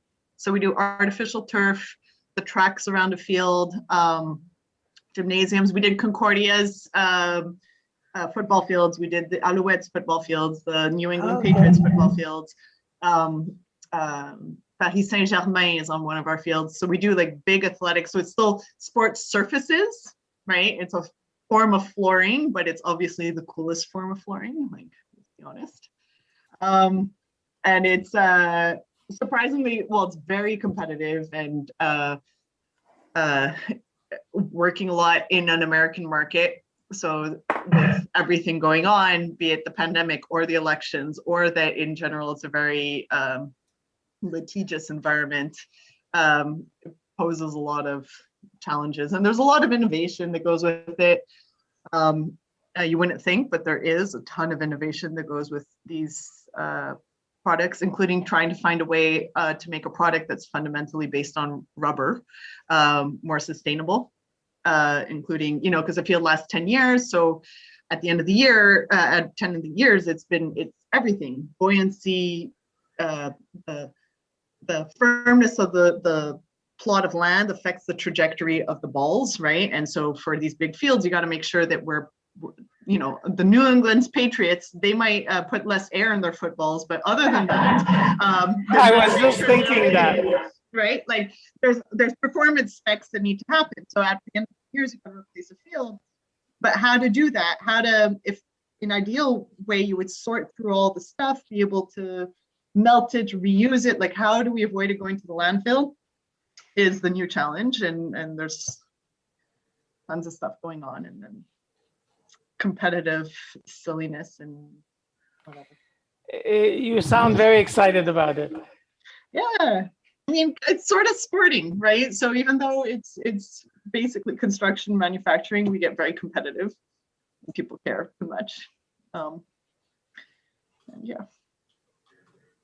And you said Target, like the store Target? No, Target with a K, K-E-T-T. K-E-T, okay. I Yeah. was Googling it. Yeah, it's a French company, mid-sized. It's fun. It's like big enough to, we're on French the French. with K? With K, yeah, it's a K, obviously. Not Q? No. Oh, you know, it's fun because it's on the French stock exchange, so it's big enough that we're public, but we're not on an American stock exchange, which comes with all the regulations. Not the biggest player, but not the smallest player. So there's a lot about it that make it interesting and nerdy. We like nerdy. Yeah.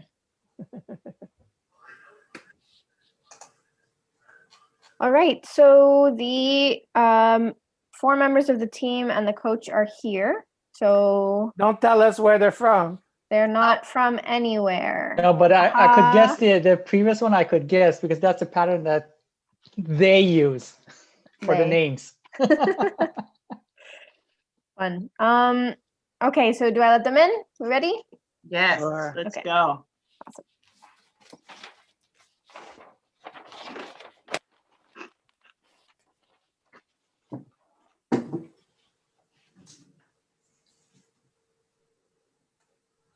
So hello teams, team, singular. Who will be sharing their screen today? It'll be Marcus. I will. Sounds good. We see it. Perfect. George, would you like to give your spiel? Of course. I'll present the times remaining, like 10 minutes, 5 minutes, 1 minute, 0 minutes. You guys have 15 minutes to present the presentation, and I'll start the clock whenever you guys are ready to start. Virtual reality is a medium, a means by which humans can share ideas and experiences. Good afternoon, ladies and gentlemen.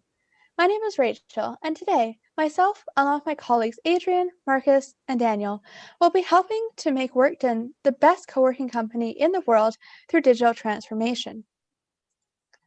We identified a number of issues resulting from the decline in physical co-working spaces due to the COVID-19 pandemic, as Workden currently relies on these physical spaces as it does not have diversified service offerings, its profits have been declining in 2020 to 2021. So the problem that we want to address today is how can we evolve and diversify Workden's service offerings to maximize profitability in 2021 and into the future. Our solution, Workden VR, is a novel expansion in digital workplaces that allows clients to interact and work in flexible environments. As a result of our strategy, there will be a 12% ROI, 6.5 million NPV, and a 23% increase in customers. Now taking a look at our industry. We've noticed a number of key trends in recent years, including the shift towards a greater increase from work from home, and even after the COVID-19 pandemic is over, 25% of Canadian businesses expect that 10% or more of their workforce will continue working remotely. Now looking at some of the VR trends, we've noticed that the VR usage within businesses is forecasted to grow from 829 million in 2018 to 4.26 billion in 2023. These stats all put together indicate that the market for VR integration into workplaces is rapidly growing, and we think that Workden should take advantage of these trends. Now let's take a look at the SWOT. So taking a look at some of the strengths that Workden currently possesses, we recognize that it's a startup culture, meaning that it has a fail-fast mindset as well as wanting to be a first mover. It also values creativity and innovation as willing to take risks. Additionally, there's very little debt. Some of the opportunities are to continue expanding within the co-working industry, as this is very much growing. Additionally, the VR integration in workplaces is also a growing industry that we can definitely tap into. Additionally, there's an opportunity to expand internationally through a virtual platform, as well as to increase B2C sales through digital transformation. Some of the weaknesses of the company are that there is no formal quality control process in place, which means that it doesn't necessarily guarantee that what's advertised is what will be delivered. Additionally, it has a very low digital presence and it does not have an app. As a result, it is highly reliant on these physical spaces. But one of the threats is that the COVID-19 restrictions have been decreasing traffic to in-person workplaces. So we recognize that that is a key issue. Since Workden does not have that diversified service offering, its profits have been declining due to the people not being able to, or not wanting to, or not feeling safe going to physical workplaces. So our objectives with our solution today are digital transformation to diversify their product offerings, as well as to increase their revenue base through this diversification and digitization. Now Adrian will explain some of the alternatives to meet these objectives. Thank you, Rachel. As discussed by my colleague, in looking at alternative solutions, we first need to look at what Workden is providing right now. Workden provides low-cost turnkey solutions to convert their locations into vibrant, productive workplaces. In developing a solution, it is important that we emphasize a solution that allows Workden to be less expensive than its competitors and develop its brand with their work environment. In addition, we need to implement private workplaces and follow Workden's philosophy to maximize comfort. Given the current implementation, Workden currently retrofits the locations and other amenities in approximately 5 to 10 minutes. And while this solution provides flexible workplace environments, this process is not cost-effective and is harder to ensure privacy for clients such as lawyers or financial advisors. Our ideation brings forth research into digital workplaces, which will allow better flexibility in providing private spaces, be more cost-effective, and allow customizable and flexible work environments. To discuss more about our solution, I'll be handing this off to Daniel. Thanks, Adrian.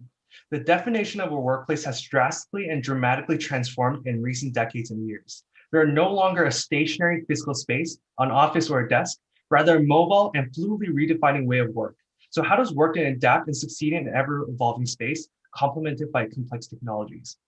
Workden finds and curates productive workspace communities, provided flexible and comfortable options to consumers while harnessing environmental impacts by repurposing urban real estate. However, current offerings fall short to provide rigorous options for customers. Restricted by physical locations, they are rigid and difficult to scale, while extremely sensitive to market environmental change. Their technology is confusing and lack intuitive and simple ways to access their services. As well, they lack privacy and security, valued by professionals regardless of their profession. Therefore, solutions must strive to diversify their platforms, encompassing both physical and digital offerings, create intuitive ways to guide customers' user experience, and ensure privacy and security needs are addressed when needed. Of course, we retain Workden's utmost passion for their philosophy. So what do? We redefine Workden's digital practice with virtual reality technology. Let's first introduce Workden app, the central point in communication for both physical and digital workplaces. With an intuitive design, you can explore all the core Workden offerings, from locations, events, to the points and reward system, which we'll touch on later. Through this simple and easily navigable app, you can fluidly explore, schedule, and purchase services. In addition, it enables easy differentiation between physical and digital workplaces, allowing to access to Workden VR rooms seen on the right. As you can see, your team is in Scrum 1, waiting for you to arrive. Accompanying Workden app's intuitive interface is Workden VR, a branded Oculus Go headset widely acknowledged for being simple, comfortable, and versatile, allowing customers to immerse themselves into a deep digital environment while stimulating physical properties allows for immense capabilities both in traditional and contemporary environments. From writing on a whiteboard, creating a product mockup, to casually drinking coffee with your team, Workden app and Workden VR allows for seamless integration of technologies. This is a flexible tool combined with Workden technology, which can elevate workplaces and diversify workplace offerings. Nonetheless, it is a traditional technology elevated, allowing access to your desktop, answer emails, message colleagues on Slack, to making 3 product mockups in one. Meet Joe, a passionate 26-year-old working at a biotech startup in Montreal. Due to COVID-19, he is unable to relay ideas and information effectively, previously available in person. Therefore, he purchases Workden's VR bundle for his team. Now able to perform work remotely in a physical space, his team can begin to innovate as they used to before. Once finished with his plan, Joe returns to Workden VR, and with the points he has earned, look forward to using it again with his team next week. So what are these points Joe just earned? This is gamification. Incentivizing Workden users to utilize their services, it motivates consistent and long-term engagement. While attracting and retaining customers, Workden is able to motivate customers to explore their offerings passionately with engagements. Workden will be the foundation of physical and digital workplaces, incentivized by gamification. I'd like to pass it over to Adrian for the product implementation. Thank you, Daniel. In terms of implementation, we need to first look into a distribution strategy. This strategy involves first sourcing the VR headsets, and from there, we'll go into software development into Workden's VR, as Daniel mentioned, and of course, look into his app development. Once both stages are completed, we'll be moving to implement rental services for those that don't have a VR headset, or simply distribute a subscription software for those that already have a VR headset. Both streams will allow continuous revenue streams for Workden, and ultimately, the client will gain access to Workden's flexible and work environment in any location. Diving into the implementation timeline, you can see below that we'll be planning to implement both our marketing and distribution strategies starting 2022. For distribution, we'll be planning to develop Workden's VR software in the first year, and starting 2023, distribute and continuously adapt Workden's VR from 2023 onwards for our clients. For our marketing strategy, we'll be aiming to continuously target our main consumers from present. And once distribution and implementation has occurred for Workden's VR, we'll be implementing and looking into developing a loyalty program, as Daniel and Rachel mentioned, and also looking into online conference programs. For more details regarding the market plan, I'll be handing this off to Rachel. Thanks, Adrian.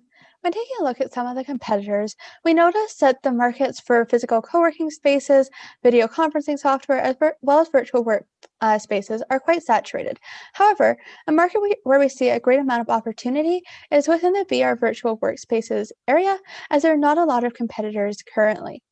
What we think that Workden VR is able to differentiate itself is through the flexibility, ability to reduce costs, to promote collaboration, and to align with Workden's vision for being future-focused and adopting new technologies.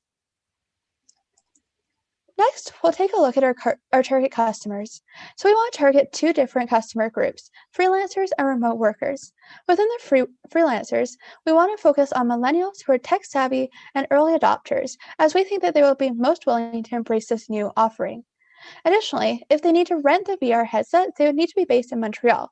But if they have their own VR headsets, they can be based internationally or nationally. So this gives a variety to expand the customer basis. In terms of the remote workers, we first want to focus on those in the technology industry, as many large technology companies, as well as small tech companies, have implemented long-term work from home plans. So we think that they would be an opportunity to target. We would be reaching out to them through different social media groups, including LinkedIn, Facebook, Twitter, and Instagram. And we could also advertise at online conferences or different networking events. They're focused on workplace productivity, technology, future of work, or virtual reality. To build off of what Daniel mentioned around the gamification, we would have a loyalty program.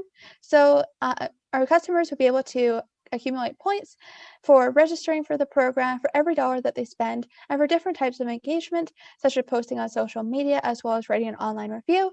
Once they accumulate 1,000 points, they would have a one-time offer of a 10% discount, and then their points would go back to 0, and then they could start building them up again. Once they hit the 1,000 points again, they would get the 10% discount.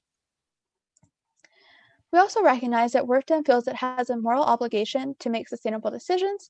So we want to make sure that this solution is not going to have a negative impact on the climate. And we see that it's actually going to have a positive impact, as it will reduce the need to commute, because people will be able to work from home efficiently. Taking a look at some of our ethical considerations, customer safety is of the utmost concern, but there will be sensors within the VR headset to prevent our customers from running into any obstacles.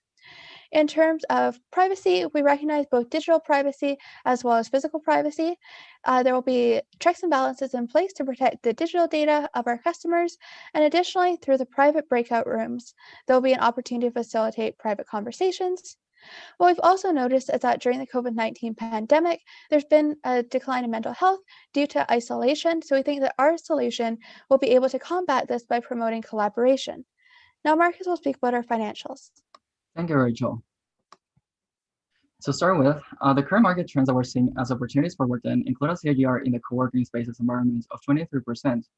In addition, with the COVID-19 pandemic, the working from home technologies are predicted to have a CAGR of 24%. making it an industry that Workden can break into with a proposed VR solution.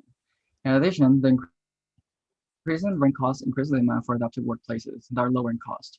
With that being said, some of the key costs that we have identified in the solution for Workden include the software development of $300,000, the rent of around $1 million per year that are currently for the 2 locations, and the initial purchase of 50 VR headsets that is going to be around $200 for each. Based on the cost, we recommend the following pricing strategy of the VR platform subscription, the bundle that we mentioned before, which includes a headset rent and also the in-person workspaces that Workden already has.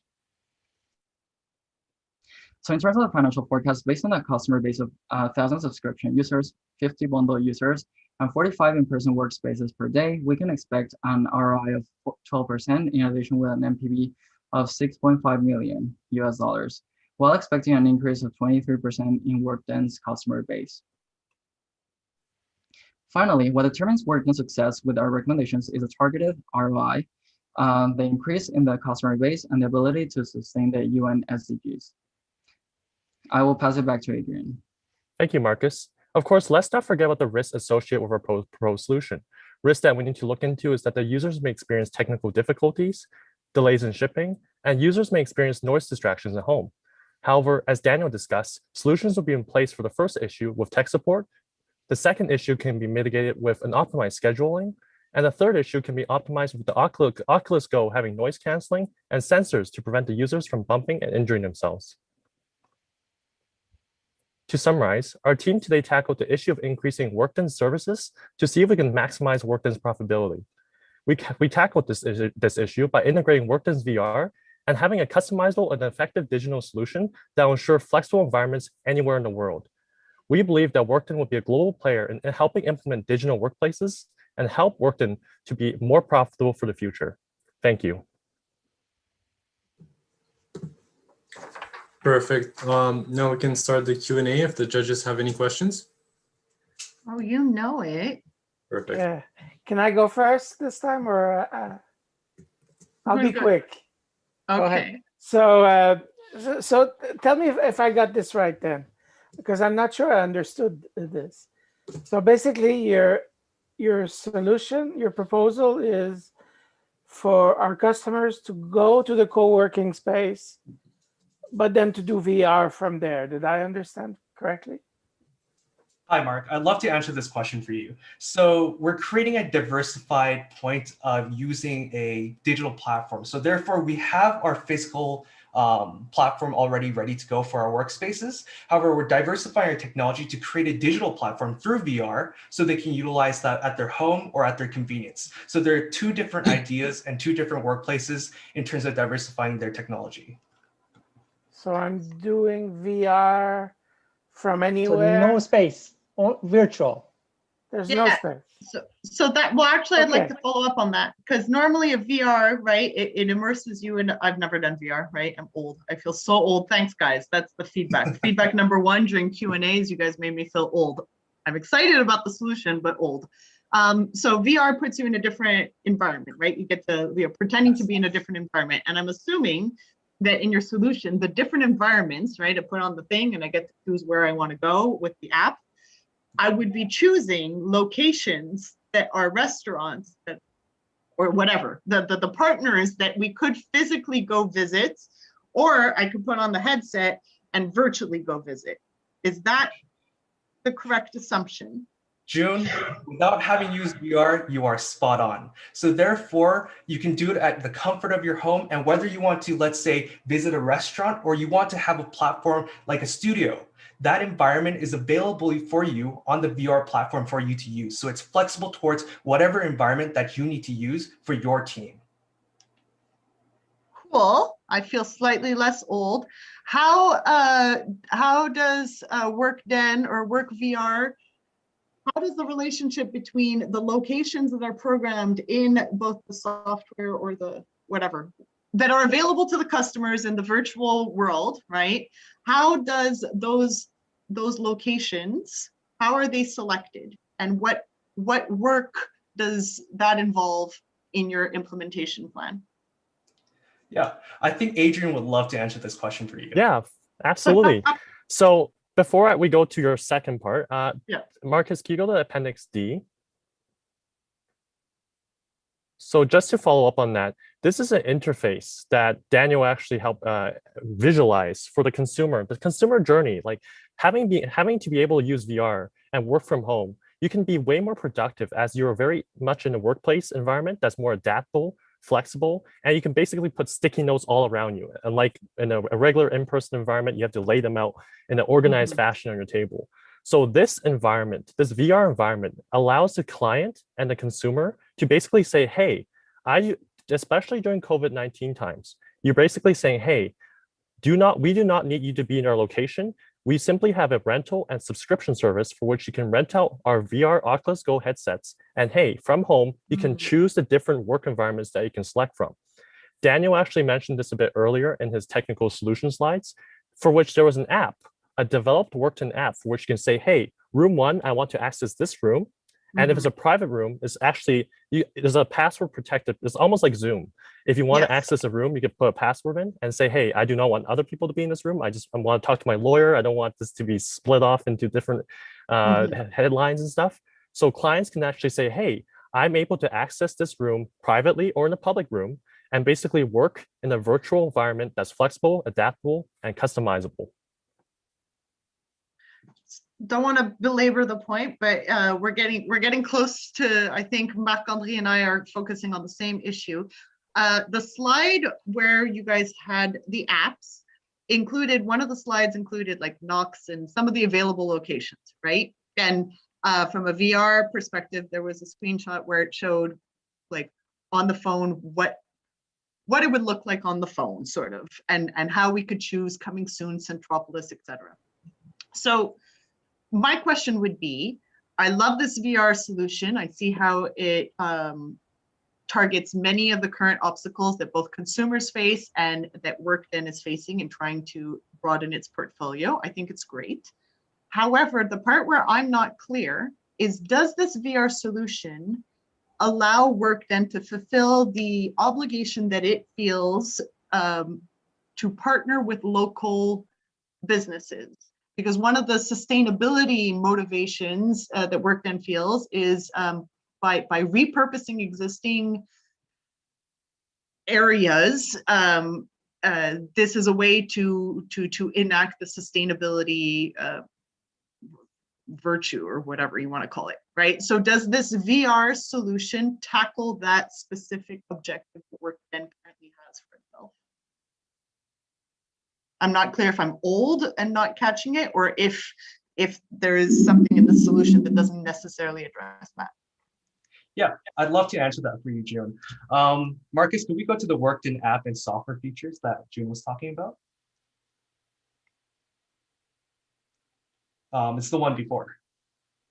Right. Yes, this was the slide. Let's just go through this one by one, right? The left side is the physical locations and the right side is virtual locations, right? So what we're doing is diversifying Workden's ability to provide virtual or physical locations to customers, right? Therefore, in an environment like COVID-19, due to Workden not being able to secure partnerships with local restaurants, for example, we diversify into software solutions. By no means are we seeing right here, we are no longer partnering and we're just going with software. We're creating a diversified portfolio for Workden to successfully proceed into. Okay, no, I'm good, and I don't want to hijack the rest of the Q&A, but that wasn't it. No, well, it was an important understanding of the solution. So thank you. I think that addresses both Marc-André and my concern with this. So now, Ali, take it away. Thank you. I have I'm lost too. So let me use this phrase. Can you define the problem statement for me? What is a problem statement here? Sure, so I can answer that one. So what we've noticed with Workden is it's heavily reliant right now on those physical workspaces. Due to COVID-19 restrictions, there's been a decrease in the number of individuals going to the physical workspaces. A, because they don't feel comfortable. We do have safety protocols in place, but a lot of people still don't feel comfortable. Additionally, there's restrictions in place from government levels that often restrict people's ability to gather in physical locations. So what we wanted to do is help to evolve and diversify Workden's service offerings to maximize profitability in 2021 to combat the pandemic, but then going into the future as well, because what we recognized with some of the trends was that there's going to be continued trends towards work from home, continued trends towards co-working. So we think that by having a virtual platform where people can interact in this virtual simulated workspace, that will be able to diversify so that people could still have that in-person experience if they wanted to, but if they didn't want to go to the physical spaces, then they could simulate in a virtual environment. So your solution is basically providing a virtual environment through virtual reality. Yes. Correct? Okay, no physical spaces, nothing, everything virtual. Yeah, so we'll be focusing primarily on diversifying into the virtual component. Okay, no, because I got some feelings that it was kind of optional, complimentary, but that is not the case, because whatever you're providing is only virtual. You're providing the virtual environment of certain places that you would like to offer your clients as a virtual space, correct? Yes, however, we will still have those. We'll continue to maintain those physical locations, but on the app, they'll be able to see which locations there are. So basically, it's just digitizing. You can book and reserve ahead of time if you wanted to. So that's one part of it. So we'll still have the physical component, but the diversification, yes, as you mentioned, is purely the virtual reality. Okay, so my question here is, what is the point of, if I can work from home, but let's say I love the virtual reality solution, I'm going to use it. What's the point of going physically there? Or what's the point of booking it? Can you share the same space at the same time if you go virtual? Yeah, so a lot of it comes down to personal preference, right? We recognize that there's still going to be individuals who maybe aren't as comfortable with the VR. Maybe they want to get the actual physical experience, in which case they would go to the physical location. In terms of booking for the virtual reality room, yeah, so as you mentioned, teams could work together. They could all book into the same room and work together at the same time. So that's where the booking system for the virtual would come in. Okay, so let me ask you another question, if my fellow colleagues do not mind. Let's say I want to invest in your solution. What is it that I'm investing on? Is Marcus, it the VR solution? Is it like what is it? Yeah, so Marcus actually has some information around the investment if he wants. Do you want to take this question? Definitely. So one of the things that we're looking here is that with the solution, we're going to incur like some of the operating costs of actually implementing it, developing the software, and those kind of stuff. So one of the things that we're trying to like recommend to Workden in terms of the funding would be to actually seek for seed funding. So that would be the stage one of the seed funding that we'll be requiring, and we're considering two of the venture capitals that can actually fund part of the project. In those terms, we're asking around like $1 million US dollars. In addition to that, we're providing them with a 7% dividend. This will provide us with a return on equity of 24%. And my question is, I'm investing in what? What I'm paying for? At that point, I don't understand. Is it the VR solution? We're actually investing in the part of the development of the technology in terms of the software, and also the VR software. Yeah. Okay, so I'm investing in development of the VR software. That's it. Okay, that was my question. Thank you. Yep. Hey, calm down there, June. You're adopting my style of questioning there. No, because I was looking for the answer there. So my last question would be on the cost of software. What I noticed is that you mentioned about $300,000. What is that cost really about? Do you have any details of?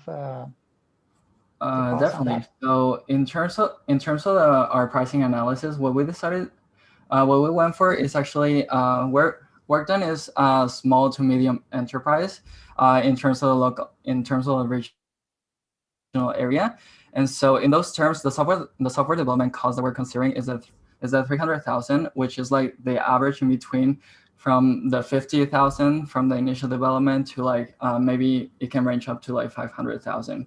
So in these terms, things that we're considering here in the cost, let me show. Now, my question is again, exactly what is the cost related to?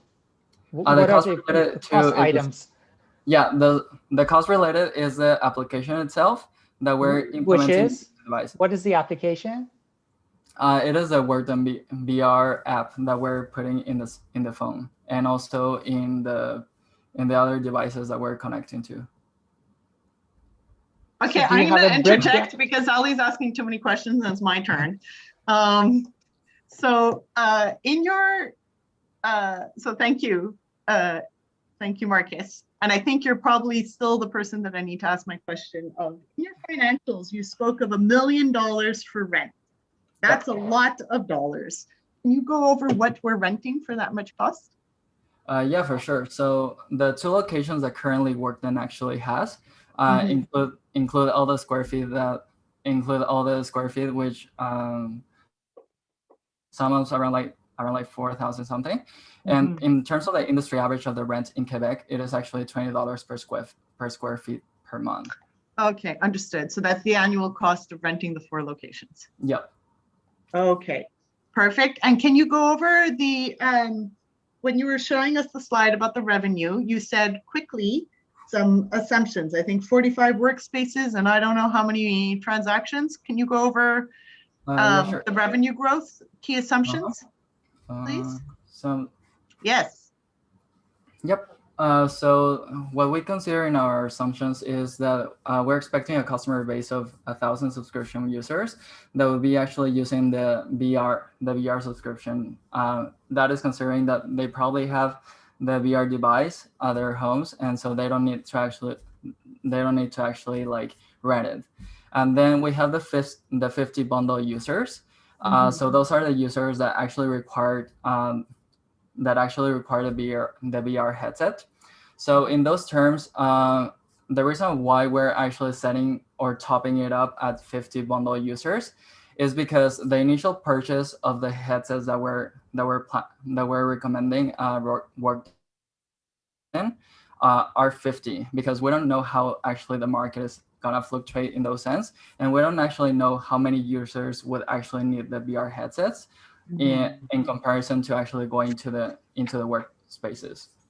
Understood. And then the 45 people that are going in person to the workspaces, the local workspaces, those people are assumed based on the square feet that they actually require. So in the case, it mentions that one person requires at least like 100 square foot to actually work in those kind of workspaces. So just summing all the. We'll have to stop here because we passed the time. Okay. But thank you. I understood. Thank you very much. No worries. George is ruthless with the timekeeping, guys. FYI. All right, so I'm going to be, judges, you can go ahead to your deliberation room for the deliberation period, and the team and the coach Cameron, I would ask you to keep your camera and mic off. I'll send you into the team breakout room so you guys can de-stress for a minute. 10 minutes to be exact.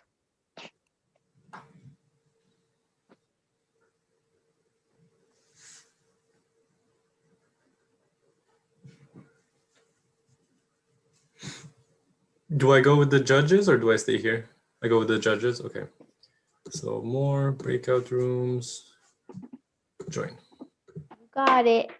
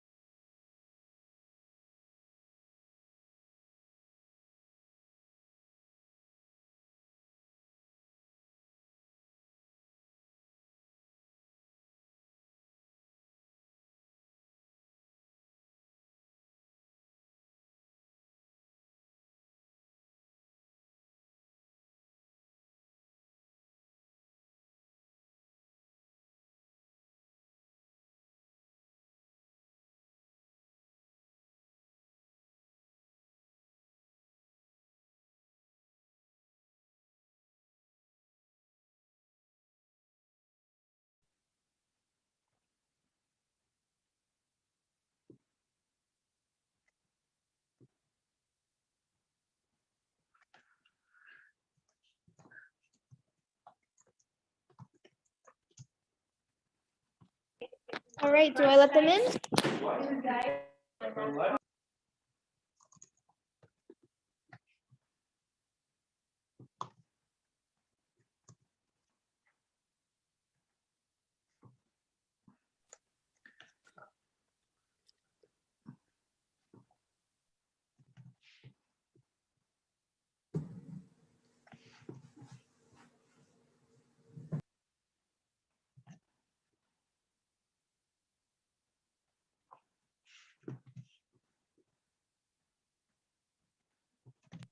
All right, so judges, whenever you're ready, you can start your feedback session.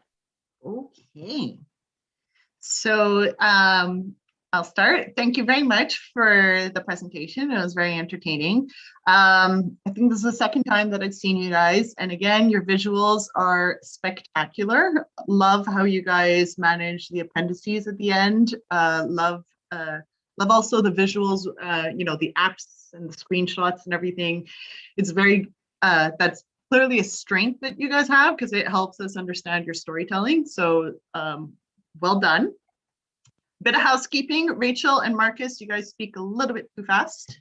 Tone it down sometimes. It's a little bit hard to keep up. I know that there was time considerations, Marcus, and I understand that, but taking a few breathers won't make that much of a difference. You won't miss a slide because you remembered to breathe.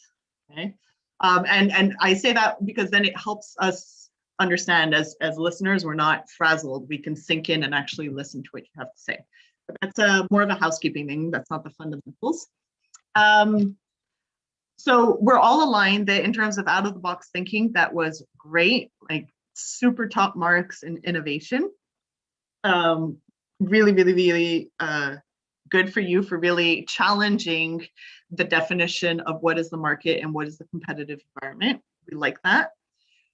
We'd like to highlight, however, that it is important that your problem definition, you make sure that some of the constraints in the case you balance in your implementation. So there were a few key items that were important to the CEO. One is to avoid debt, right? Which not achieved. And the other one is at least understanding and recognizing that to him, working with the local partnerships was important, right? So those two items could have been incorporated into your solution relatively easily. However, it would have then changed some of your cost structure. So make sure that when you're especially when you're about to think outside of the box, we encourage you to do that. That's really good. But then make sure that there's a coherence between your strong problem identification, because you guys did a good job with that. Absolutely innovative outside thinking.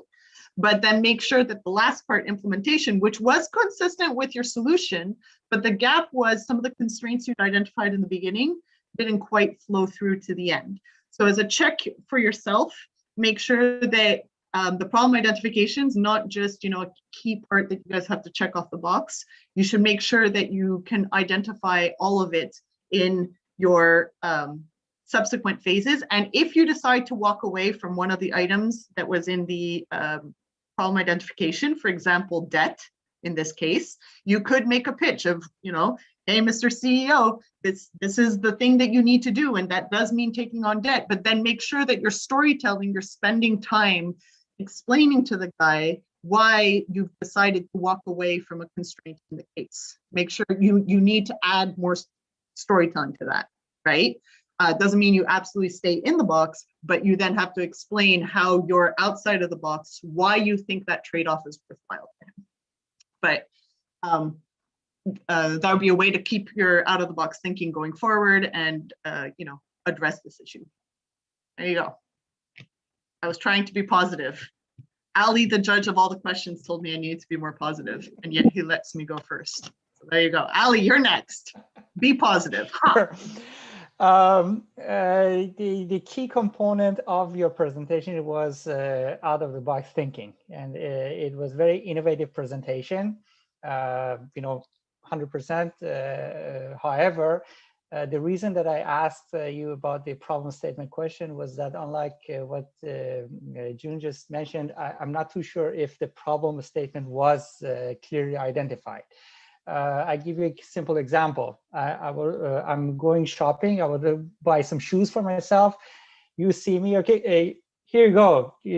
Take this VR gadget, enjoy it. Sure, I love it, but I want shoes. Don't worry about it. Think that you're seeing the shoes. So this, this would be my problem there. And the second feedback that I would like to give you on the cost about the software, that I ask you to give me some details about the software. Of course, we can think of different ranges of different quality of software, but that was not what I was looking for. I was looking for exactly what items you calculated to estimate the cost. For example, you're providing with the VR solution, there's a VR software, there's a VR technology that you're buying. There's a cost associated with digitizing or virtualizing the whole space and everything. I needed to see all the details about those. There's an app that you provided, and some of the requirements was not clear to me.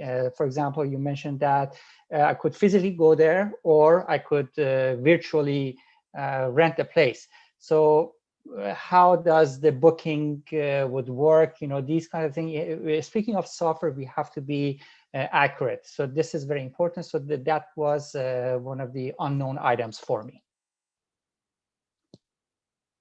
Pretty positive, not bad. So maybe enhanced reality would have been more appropriate, perhaps as a stepping stone. Augmented reality. Augmented reality, yes, thank you, rather than virtual reality. I think, so basically, again, out of the box, I think you exploded the box. There's no more box, right? So that was amazing, but unfortunately, that went to the expense of the business and the engineering aspects, which unfortunately in the engineering and commerce case competition that you're in, those are the two aspects that are worth a lot of points compared to the innovation, which you blew out of the water. You get top marks for innovation, but it's that came to the expense of the other aspects. So I think that's where you need perhaps for the future just to have a more balanced approach, but keeping this level of innovation. I mean, if this was a dreamer competition, you would win by a landslide. And having had the opportunity of seeing you in 2 cases now, I think that clearly there is strength in having engineering solutions. And so the guard must be that you are comfortable in the feasibility of your implementation, that you can really check in. Oh, if this is what I'm proposing, how would I actually execute it? What would be the next step? Yes, George, we see you. What's the next step? That next step comes with what costs, right? So you guys knew that there was a software development part and a rather extreme software development. Were your costs extreme in the software development section of your implementation? No. So that was a small red flag. That had there been a slightly bit more consistency between the two, I think that would balance out the current discrepancy between the extreme innovation and some of the fact that the implementations right. You never want one of the criteria to be so extreme that in comparison, the other ones seem wobbly, right? So that little coherence works. Daniel's saying he's got it. Good. But otherwise, yes, I think we were happy to see this because it was a really hard case. We thought it was a hard case. So to see that level of creativity in a case that had no obvious, easy solutions was very refreshing to us. And on that note, I think that's our feedback. All right, thank you, judges, very, very much. So team, thank you for your presentation. Have a great rest of your week and good luck. You may leave the Zoom now. Okay. Thank you so much, June, Mark, Ali. It was great seeing you again, June. Yeah, thank you. Bye, guys. Good luck, guys. Okay, so we, Kayla, we just submit our marks and then we hang up and that's it? Yeah, so first step, speaker. Daniel? George, make sure it's written in the chat if possible. Oh, sorry. Oh, yes. Also, I think someone's here for the judge number problem. You said at one point you didn't know if it was judge one. That was me. Yeah, I think this is Is there a problem? No, I mean, if you had a question, I didn't know how to answer, so I think. Oh no! When I was entering the evaluations, I clicked on because I couldn't see anything. So I went to my dashboard. I clicked on Judge 1. So I don't know if that was causing any issues. I think I entered my evaluations there, so you should be able to see them because there's 3. I can see that. I'll double check. This is division 1, right? So I'll This is take a division look. 1, Jeff. Yeah, if possible, can you just check that everything's in? Another thing, judges, if you could send me the team chemistry winner for the day. Would you need to deliberate on that? Oh, okay. I think the second one, right? Kayla, if they're talking about that,